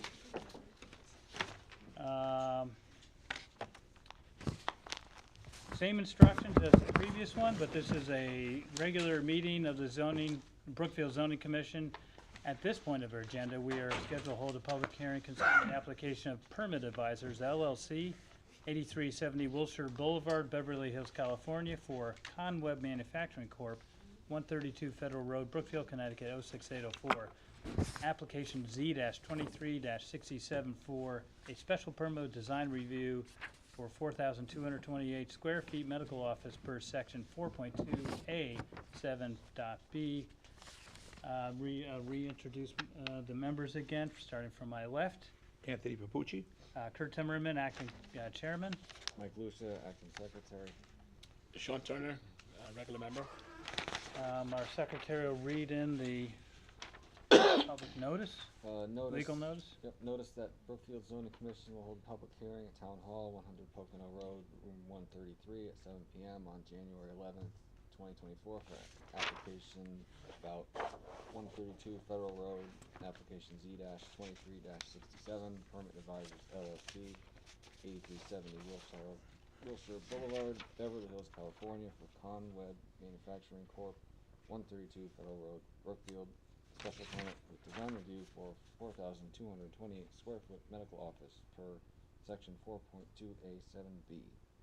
At this hearing, interested persons may appear and be heard, and written communications received. Files are available for inspection at Town Hall. Gary Getz, Chairman. Thank you, Mike. This application was formally received by the Commission on December 14th, 2023. The rest of the rules, as I mentioned on the previous public hearing, are still apply. There is no correspondence. I do see that we have all the transmittals of the notices that were sent to the abutters. And if you please present. Hello. I printed out a couple of the PowerPoint decks. I don't know if you guys got copies of them. We do have the application. Okay. Oh, it looks like. Yeah. Okay, great. So my name's Kreshnik Yusufi. I'm the Director of Operations for New Vans Health, Go Health Urgent Care. And that's on the property on 132 Federal Road, and we're here to ask the committee for approval for us to open there. I'd like to just quickly talk about New Vans Health, Go Health Urgent Care.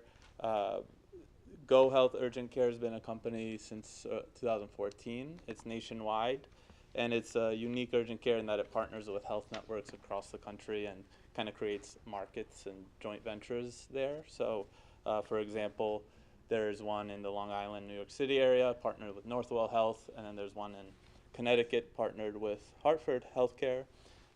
There's also some in Michigan and Texas and California, etc. We are the newest market of Go Health Urgent Care. We've partnered with New Vans Health.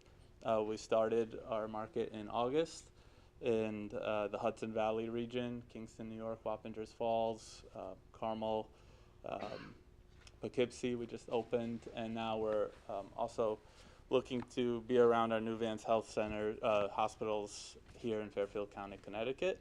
And we're interested in this location to open here and essentially serve our community in Brookfield. The office itself, generally what you're looking at when you come inside is you're going to find a physician or a mid-level provider like a PA or a nurse practitioner, X-ray tech, and a medical assistant. And some of the services we offer are point-of-care testing, like a rapid COVID test, strep test, flu test. We can draw your blood for lab orders. We can also shoot X-rays for joint and bone injuries.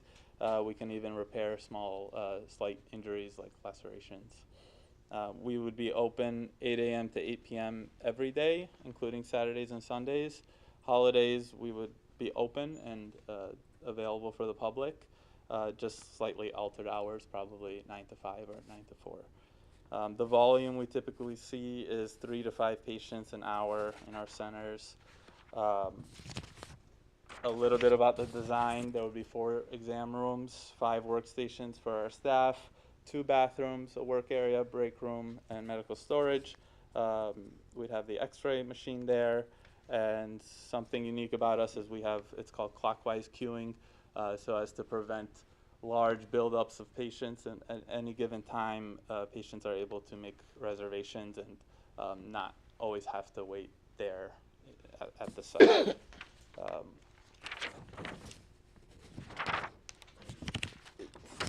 I don't have much more to present. I mean, we have quality measures. We call it Net Promoter Scores to make sure that we are serving the community and listening to their compliments and complaints. Me personally, I don't want you to think I'm coming from somewhere far away and you know, and I'm not in tune with the community. Like I said, I'm the director of ops. I live in Ridgefield. I grew up in the area. I actually lived briefly in Brookfield, as did my brother. My previous position before this one was with Physician One Urgent Care, which has an urgent care in Brookfield on Old Route 7, which I managed for a couple of years. I saw there, you know, how much the community appreciates the urgent cares. I also worked for AFC in the past in Danbury area.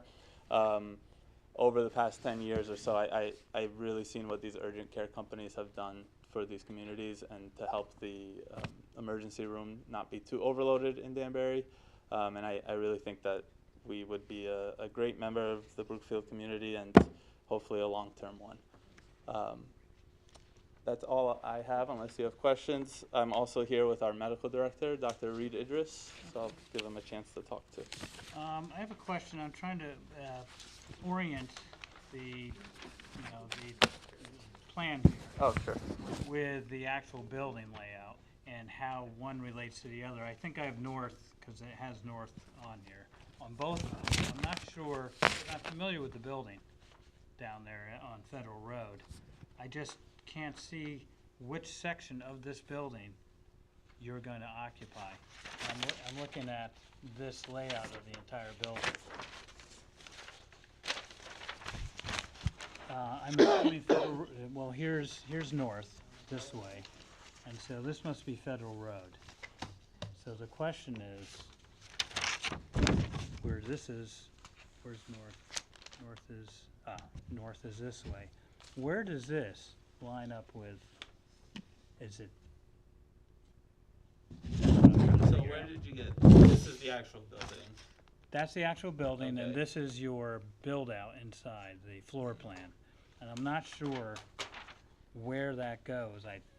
Is anything gonna be knocked down on the existing building, or? I'm not sure, to be honest, so I don't wanna give you information I'm not positive about. So, there's, Based on the door orientation, this is this corner here, so it's this way. See, this, kind of this notch, that's Yeah, here. yeah. does it show where this is north? Yeah, well, see, yeah, right Upside there. it, yeah. Okay. So this is Federal north. Road's over here. But you got Yes. it the other way, but yeah. Yeah. Yeah. Exactly. So, And these are these pre-existing walls? yes. Well, it's a pre-existing building. Okay, Yes, right, right. yes, a So- pre-existing building. So you're taking part of this building. It looks like this is there. And, This chunk, this strip here. oh, all right. Yeah, so so it looks like this pen includes, The doors here. where is that door? Right here? Yeah. Yeah, okay. The leftmost unit when you drive in. Right. Right. The road's here, yeah, it's like, yeah. Yeah. makes sense. So this one. Right, down this, yeah. Oh, going that way, yeah, this one like that, yeah. Cause here's this jog out, and that's the same as this jog out. Mm. Yeah, that is that. Yes, that's it. All right. Typically, wherever the front door is in our units, you can see straight back to the back of the building. So, are you saying that's the front door? This is the So- front of the building. The front building. Yeah, and you're okay. probably gonna put front doors here. Yeah. Yeah, there they are. So you're going to modify this whole space. I don't know what's there now, if anything. The escape room thing. I think That's the over on the escape right. room is close That's on by, your- but I don't think it's. Yeah, it's not here, I think it's on the other part. Right, Cause this is next to the Dairy Queen, right? right. Yes. I was gonna say that, you're right, it's the escape room. Okay. No, it's next to what's gonna be Starbucks. Dairy Queen's on the other side. Right, is it in between them? Oh, I'm sorry. Yes. Okay, yeah. Yeah. Right, Yeah, Starbucks, yours is or- backwards from mine. the Starbucks type place is Yeah. over here. And how long when would you start, and how long would it take to do the build out? Do you anticipate? I believe a lot of it's pending this, but I believe we were aiming for sometime in the late summer, like August timeframe. But again, I don't have those exact dates. But a lot of it rides on the Department of Health inspections and fire marshal inspections. Oh. We need to get inspected before we can open. Yeah. Speaking of that, let's see. If you look at the parking lot requirements for medical office. Let's see.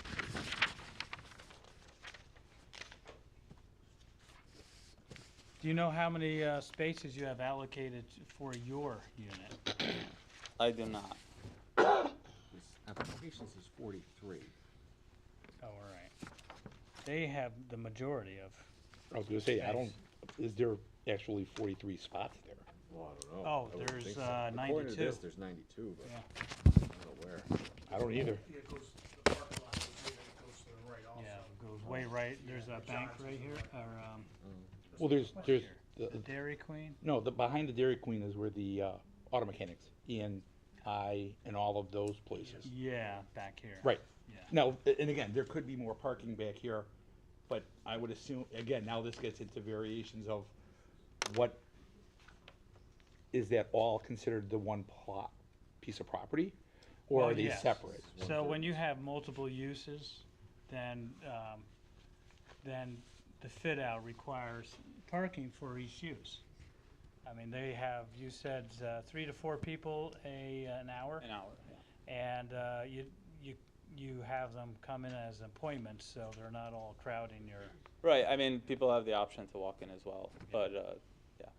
but typically, you don't see that. You just see 3 to 4 an hour, and Including the appointments and the walk-ins, that's where we get the 3 to 4 now. Plus, what, 3 or 4 employees yeah. staffing it. Right. What are the typical wait times that you guys are experiencing right now with your existing facilities? Our goal is 45 minutes of, actually not even a wait time, door-to-door time, so from when they walk in to when they leave. Typical wait time anywhere, right now this is the busiest time of the year, we're seeing around 45 minutes to an hour right now, because again, it's the busiest time of the year. But typically year-round, like I said, the goal is 45-minute door-to-door, wait time probably around half that.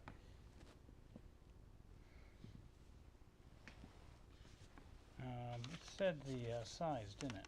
What was the size of the? It's 4228. So for office, medical and dental office, is a medical office, you need 1 spot per 250 square feet. Oh, that's like 16-ish, 16, 17. Yeah. And so you probably have, based on the size you're using at a 91, you apparently, you wrote down 43, so you have more than enough spots for what Great. you need. And, all right.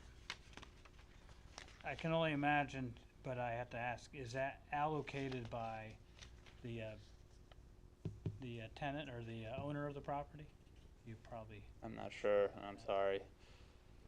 We come more from the operational side and the medical side. I'm sorry we didn't have anyone here today that was a little bit more familiar. Now, is there someone who available who wrote this up? Or Right now? can get us information, maybe to give to the land use Of office? course, yeah, any questions, I could easily get that information. So to maybe you. we'll leave open the public hearing so we can find out where the number 43 comes from. Okay. 43, you don't require that many.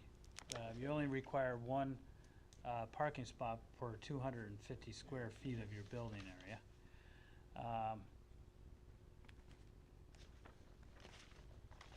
That was, that's my concern, because, and then you have to find from the landlord, are you allocated 43? That's what I want to find out there. Got it. Yeah, that's a lot more than most of our sites, for sure. 43 Yeah. spots. You need less than 20. Yeah.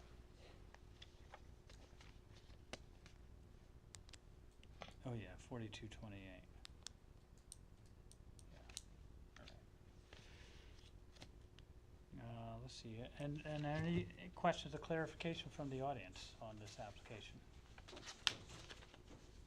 Anybody who'd like to speak in favor of this application? Urgent care at 132 Federal Road. Yes, sir. May you say a few words? Yes, and yes, please. And please state your name and your address for the record. Sure. So my name is Dr. Reed Idris. I also live in Ridgefield. I'm the medical director for the facility, and I just want to start by saying thank you for the opportunity to speak tonight. I spent my entire career in the ER at Danbury Hospital. I've enjoyed serving this region, work closely with Wayne Woodkey and others in the EMS service. I know this town is committed to their residents in terms of health and welfare. What we've seen in the ER at Danbury and in the community over the past few years has been very difficult for us because we have not been able to provide the kind of care we want for our patients in this area. Access has been a huge problem. I don't think anybody's going to be surprised to hear that. So it's not just a matter of waiting in the ER for hours to get seen, but I would see patients who waited for hours who didn't need to wait hours. We could have helped them in another setting. This is part of the reason why we went out and we found Go Health and partnered with them to open up these urgent cares throughout the footprint of the network. In addition to that, I think even if people are fortunate enough to have a primary care doc, it's hard to get an appointment if you're sick. You're waiting, you may not be able to get in to see them, and again, this is an opportunity for us to help those patients. It's also an opportunity for patients who don't have a PCP to get seen. That's about 40% of the patients we see. Plus, it's a gateway for us to help them see a specialist. you all know how hard it is if you don't have a doc who then, you know, serves as sort of a gatekeeper to a specialist if you need one. We can do that automatically once you are seen at the urgent care, and we partner again with our central referral office at Nuvance to help make access easier for patients, keep people healthier, and make sure that the ER is not overflowing with patients who really could be helped elsewhere, so that the folks who really do need that emergency care get seen and they're not waiting as long. So talking as a physician, I know this is not quite your area of focus, but I just want to let you know that this is something that is really important to us as a network, something that we are committed to for our patients, and we have seen this be successful in other communities, and that's why we're excited to get started here in Brookfield and other parts of Fairfield County. Thank you. Thank you. Any questions or clarification from the audience? Anybody would like to speak in favor of this application? Anybody in opposition? All right, so I think just to receive some of the answer to our question, which you would just send to the land use office. I'll entertain a motion to continue to the next public hearing. I will raise a motion to continue 132 Federal Road, Z 23-67, for the special permit design review of the 4,228 square foot medical office space per section 4.2A7B. Second. A second. Thanks, Mike. Any discussion on the motion? Hearing none, all in favor? Aye. Aye. All right, so we're continuing to our next meeting, which is January 25th. And then, you know, once we have that data, I think, and if we have no more questions, then we can just close the public hearing and deliberate on that and make a decision. Information from him for how I can send him the. Oh, yes. Yeah? Yeah, sure. Yep. Excuse me, did you just say that the next meeting was January 25th or February 25th? January. January. Yeah. Okay, so you misspoke. Oh, I'm sorry. Okay. Thank you for that clarification. And I agree, because I was going to ask the same question. I'm just seeing if you're all listening.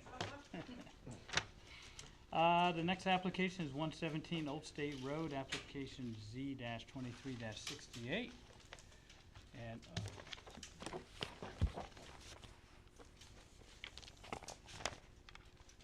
which one's that?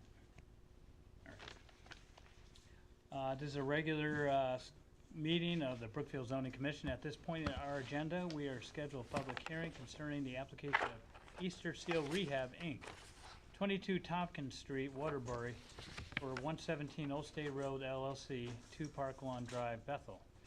Application number Z-23-68 for a special permit with design review for a 10,388 square foot adult daycare facility as per section 4.2A 2.B.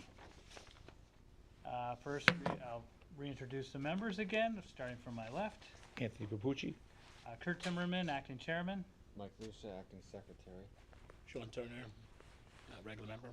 This application was formally received by the commission on December 14th, 2023. All the rules apply as in the previous 2 public hearings. This is a notice that Brookfield Zoning Commission will hold a public hearing at Town Hall, 100 Pocono Road, room 133 at 7 p.m. on January 11th, 2024 for an application about 117 Old State Road, application Z-23-68 for Easter Seal Rehab, Inc., 22 Tompkins Street, Waterbury, for 117 Old State Road, LLC, 2 Park Lawn Drive, Bethel, for a special permit with design review for 10,388 square foot adult daycare facility per section 4.2A2B. At this hearing, interested persons may appear and be heard on written communications received. Files are available for inspection at Town Hall. Gary Getz, Chairman. Thank you, Mike. All right, will the applicant please present their... Thank you. Good evening. My name is Peter Olson. I'm an attorney with an office in Bethel at 275 Greenwood Avenue. I'm here tonight on behalf of 117 Old State Road LLC. which is the owner of the property, as well as the applicant, Easter Seals. 117 Old State Road LLC is represented here tonight by Greg Steiner, member and principal, and he'll talk a little bit later on. I'd like to submit our notices of the public hearing for the record. Oh, thank you.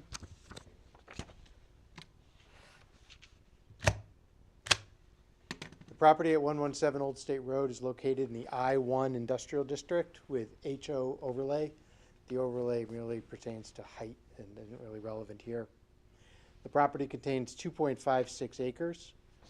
It's the last building on the right as you go up Old State Road in the front there.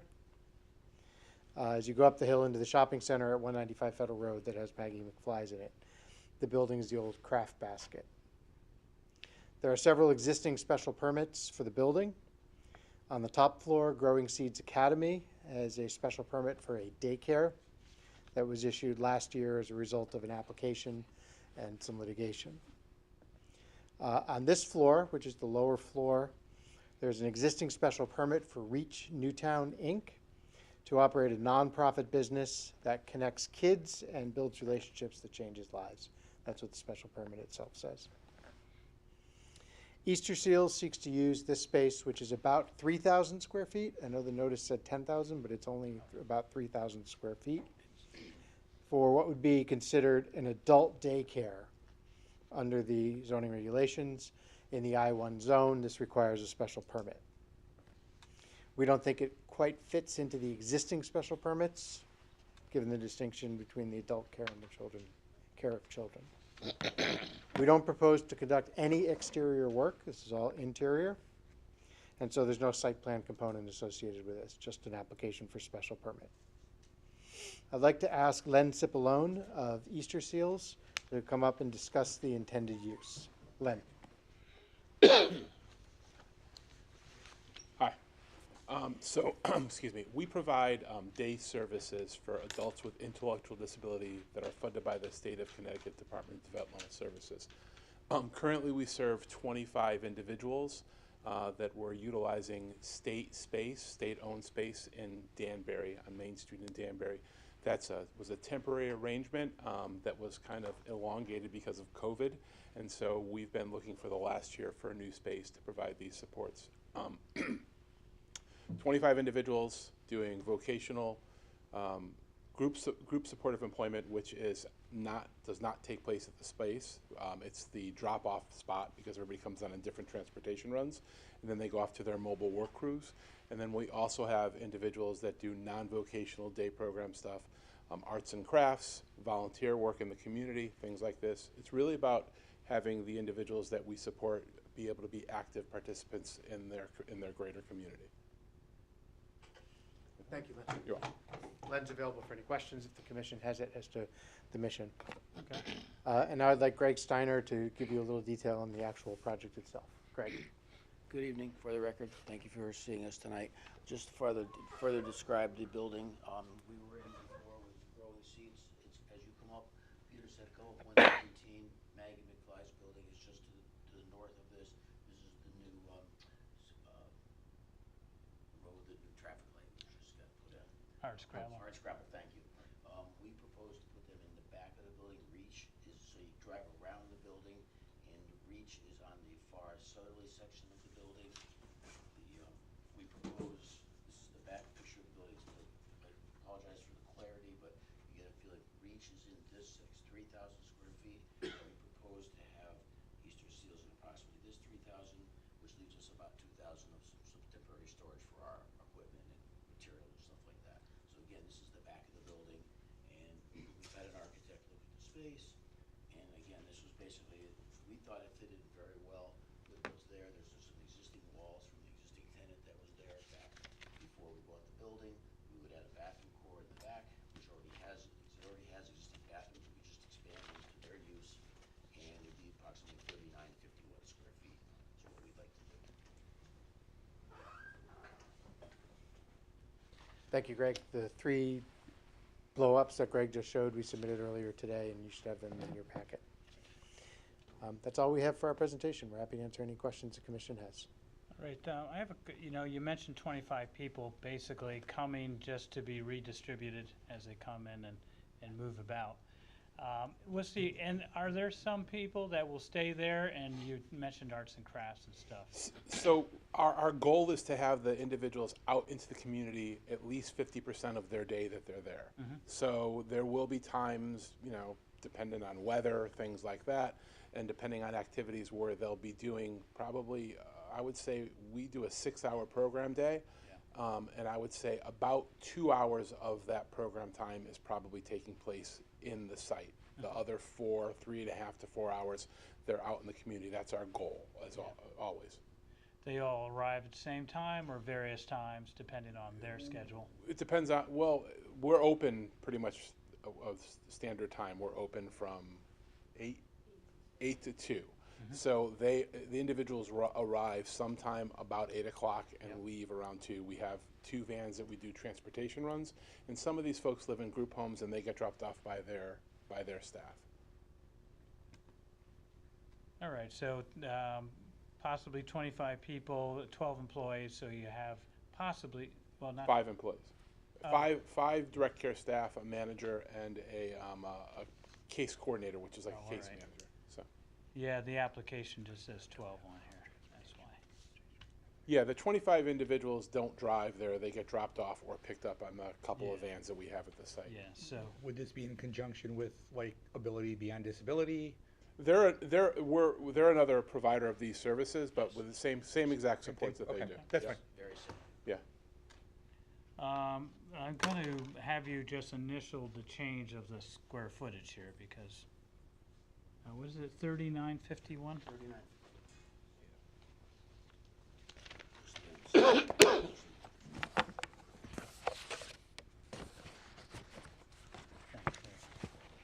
No problem.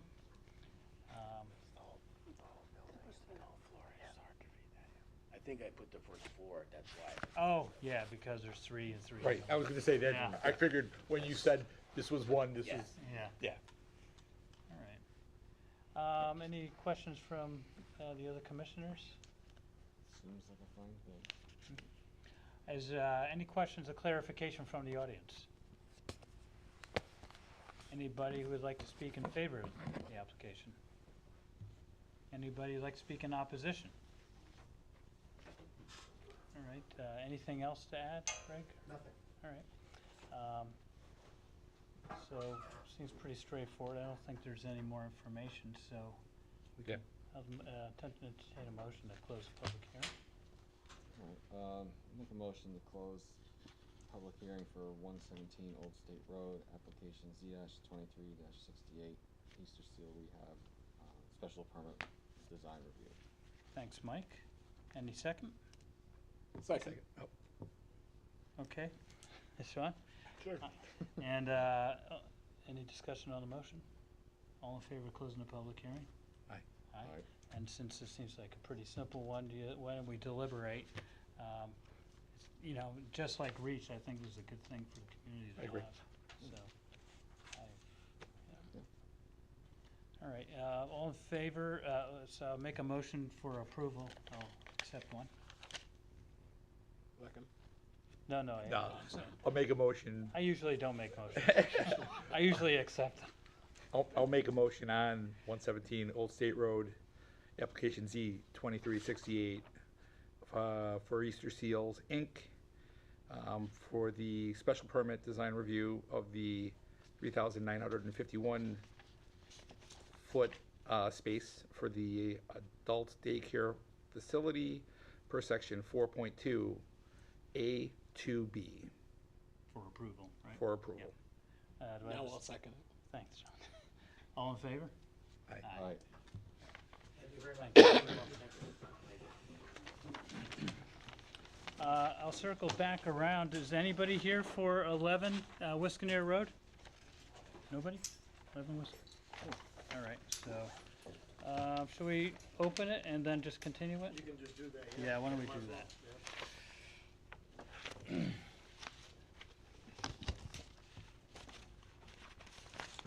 Well, it's almost, this is a regular meeting of the Brookfield Zoning Commission. At this point in our agenda, we have scheduled a public hearing concerning the application of Connie Summerlin, 11 Wiskaneer Road, Brookfield, Connecticut 06804, application Z-22-1, special permit with design review for 550 square foot accessory apartment per section 3.1.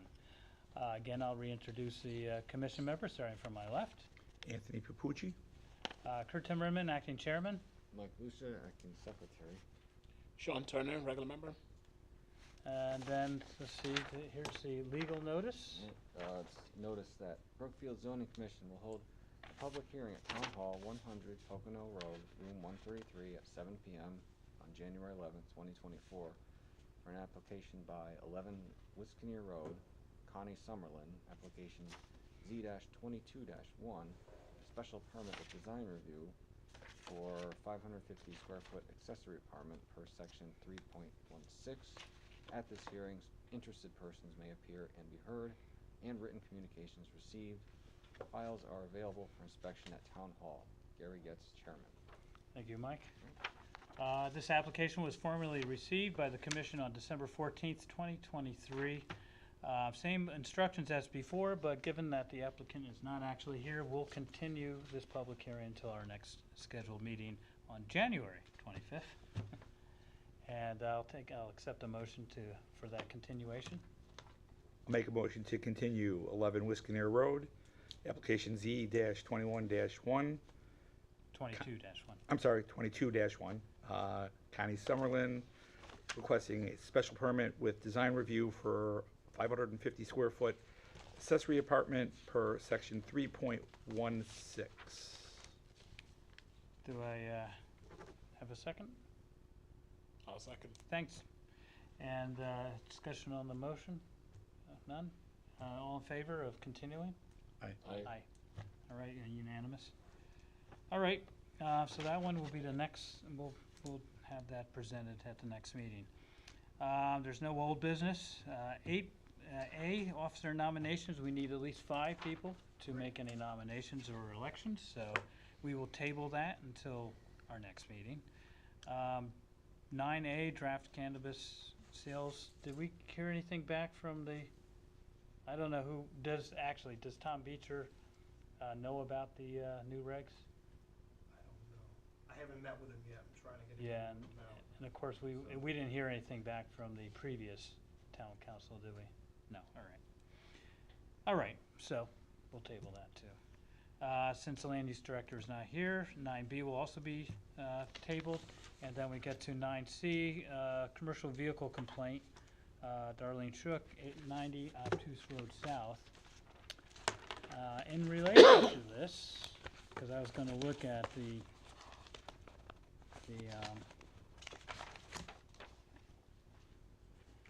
regulations, what I thought was a problem with them. And actually, they are consistent. The one particular thing that is important under, so there was allowing, in one area, allowed a vehicle not exceeding 13,000 pound gross vehicle weight may be parked or garage on a residential lot with a zoning permit. That's 3.4C.2. 311 says for commercial vehicle parking in residential zones that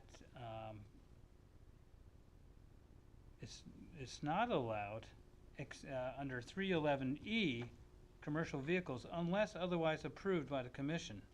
So the zoning permit that I referred to under 3.4C2 is that approval. So if you don't get the zoning permit, you can't park your truck there. So, but since they did have a zoning permit, they can. The issue, you guys were here last time, right? Mhm. So the issue involved was a noise issue mainly, and actually that's covered on some of this, or it's referenced. So 311A 6 and 311A7, well, first 6 talks about the town's noise ordinance, and it's just a reference to it. We are not in charge of that. Correct. The enforcers are the police with a sound meter, I guess. So there's a regular noise ordinance, you can't make a certain amount of sound at certain times of the day for certain levels. But also, the other one here, 7, talks about not exceeding 55 decibels between certain hours for a duration of 5 minutes. Now, we're not in control of the roads, but we're in control of the property. So, this is if someone's making noise on their property with their commercial vehicle above this. And when they measure these are at the property line, 55 decibels. Unfortunately, we don't have any purview. We're not in charge of the roads. So if someone's going up and down the roads, the only thing someone can do is to make a complaint to the police. But it's good to come to us so we can, see this and read the regulations. It's usually when someone comes in with an issue that we delve into these regulations and find, the nuances. Sometimes we find a problem, and then we had to fix the problem. There was a secondary issue, potentially. We don't know. Yeah. They stated in the last meeting that there was also dumpsters, commercial dumpsters. And those aren't on- allowed. Correct, and that's not. That's not allowed. Correct. And nor can he do anything with that truck. He Correct. can only park it there Correct.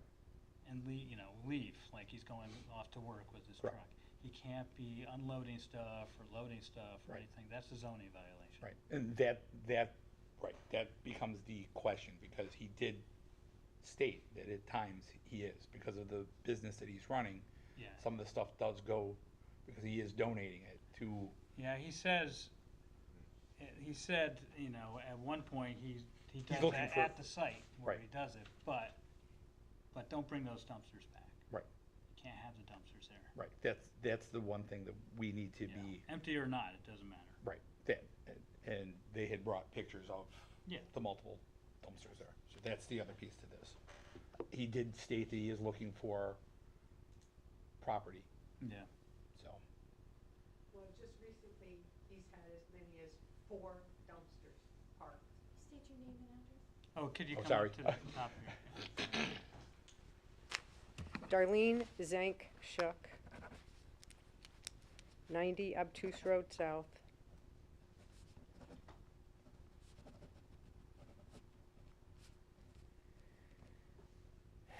So it doesn't matter, I applaud him for doing Right. whatever, Agreed. but he's gotta fit within our regulations. right, and that's, like I said, the vehicle was potentially, because again, when we met last time, we had 2 components that were conflicting. The truck being the one, the dumpsters Yeah, being the other. Yeah. And we've definitely bottomed out the truck, yeah.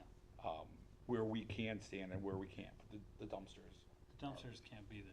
Now, I don't know if Fran, he said that you said you were gonna go and check out the place. I don't know if you ever did. I've gone out several times and there's been no dumpster nor truck there.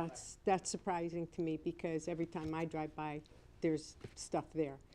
Plus, Then you can call the office and let me know. I don't go out there every day just to look. okay, for no, I violations. don't expect you to go out every day, but randomly, you could go out. I go out. I don't go out every day. I don't go up that road every day. My driveway is on Cross Road. My house faces South Obtuse Road. So yes, sometimes I do go up Cross Road. Every time I go up, he's got at least 2 dumpsters there, containers. Also, there's a stream not more than 25 feet off of where he's parking those dumpsters.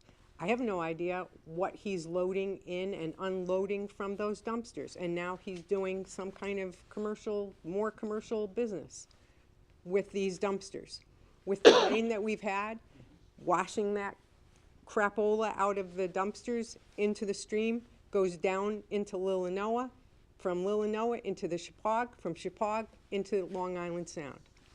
Now, that's actually something you can bring to the wetlands. Wetlands Commission. Mm-hmm.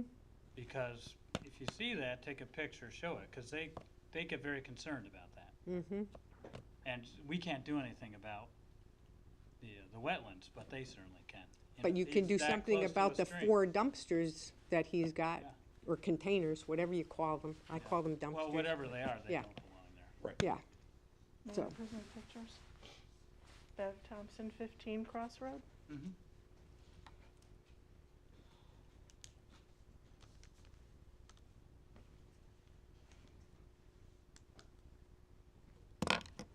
Okay. He's not just parking, he's running the business. If there's a sign on the telephone pole at the end of the driveway, here's a photo of his property with all the dumpsters. Well, well, the dumpsters aren't allowed, but he is allowed a sign for a home conversion, but it's gotta meet the regulation. And signs on utility poles aren't allowed. Right. And then this is from his Facebook page, where he states, "We are happy to announce for the new year, we will now be taking on demolition work." I believe there's a photo in there of a covered full dumpster. Yeah, And that's then this one. there's debris on the yard. That's his Facebook page. And then I have a map of his property showing that every time he takes the dumpsters in and out, he's crossing wetlands. And some of those dumpsters may possibly be parked on wetlands. It's not a matter of him parking something overnight.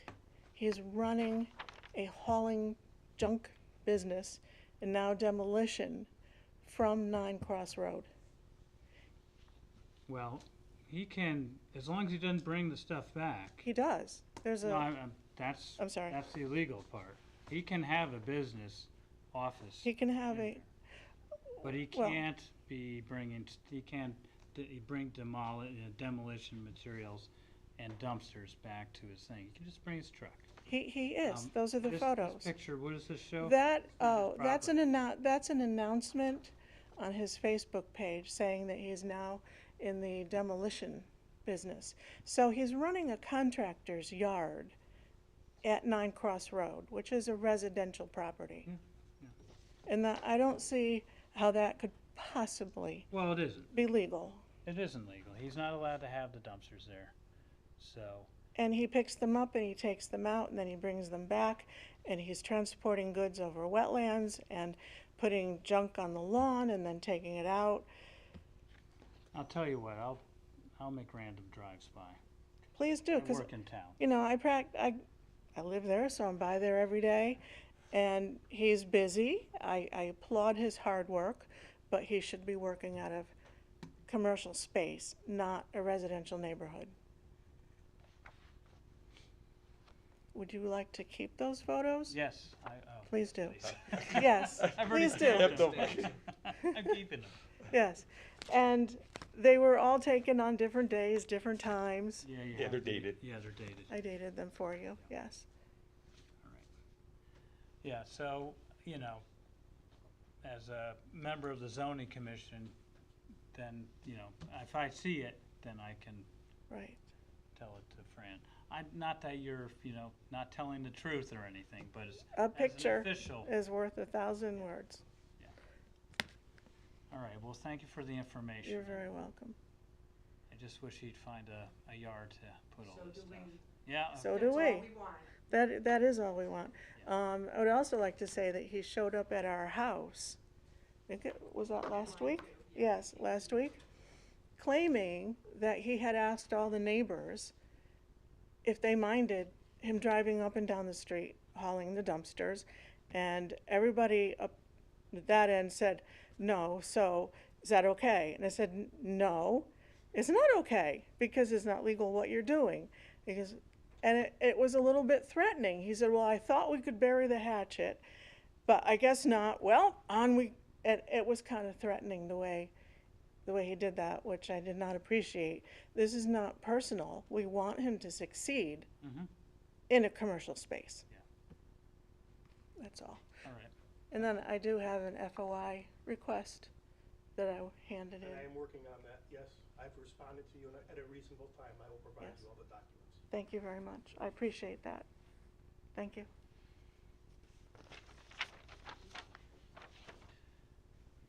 All right, item 10, commissioners' comments or informal discussions. Oh, I don't know if you know it, but I've been appointed a regular member. I'm like you guys now. I heard. I heard over the weekend. Take care, guys. Yeah, I found out over the weekend that Jeff stepped down. Yeah. So that's, I'm glad, you know. So, anything else? No? I'll accept a motion for adjournment, number 11. I will make a motion for adjournment. Second? Sean's tired. It's only 9:30. All in favor? Aye. Aye, it's unanimous. Thank you, everybody. Next meeting.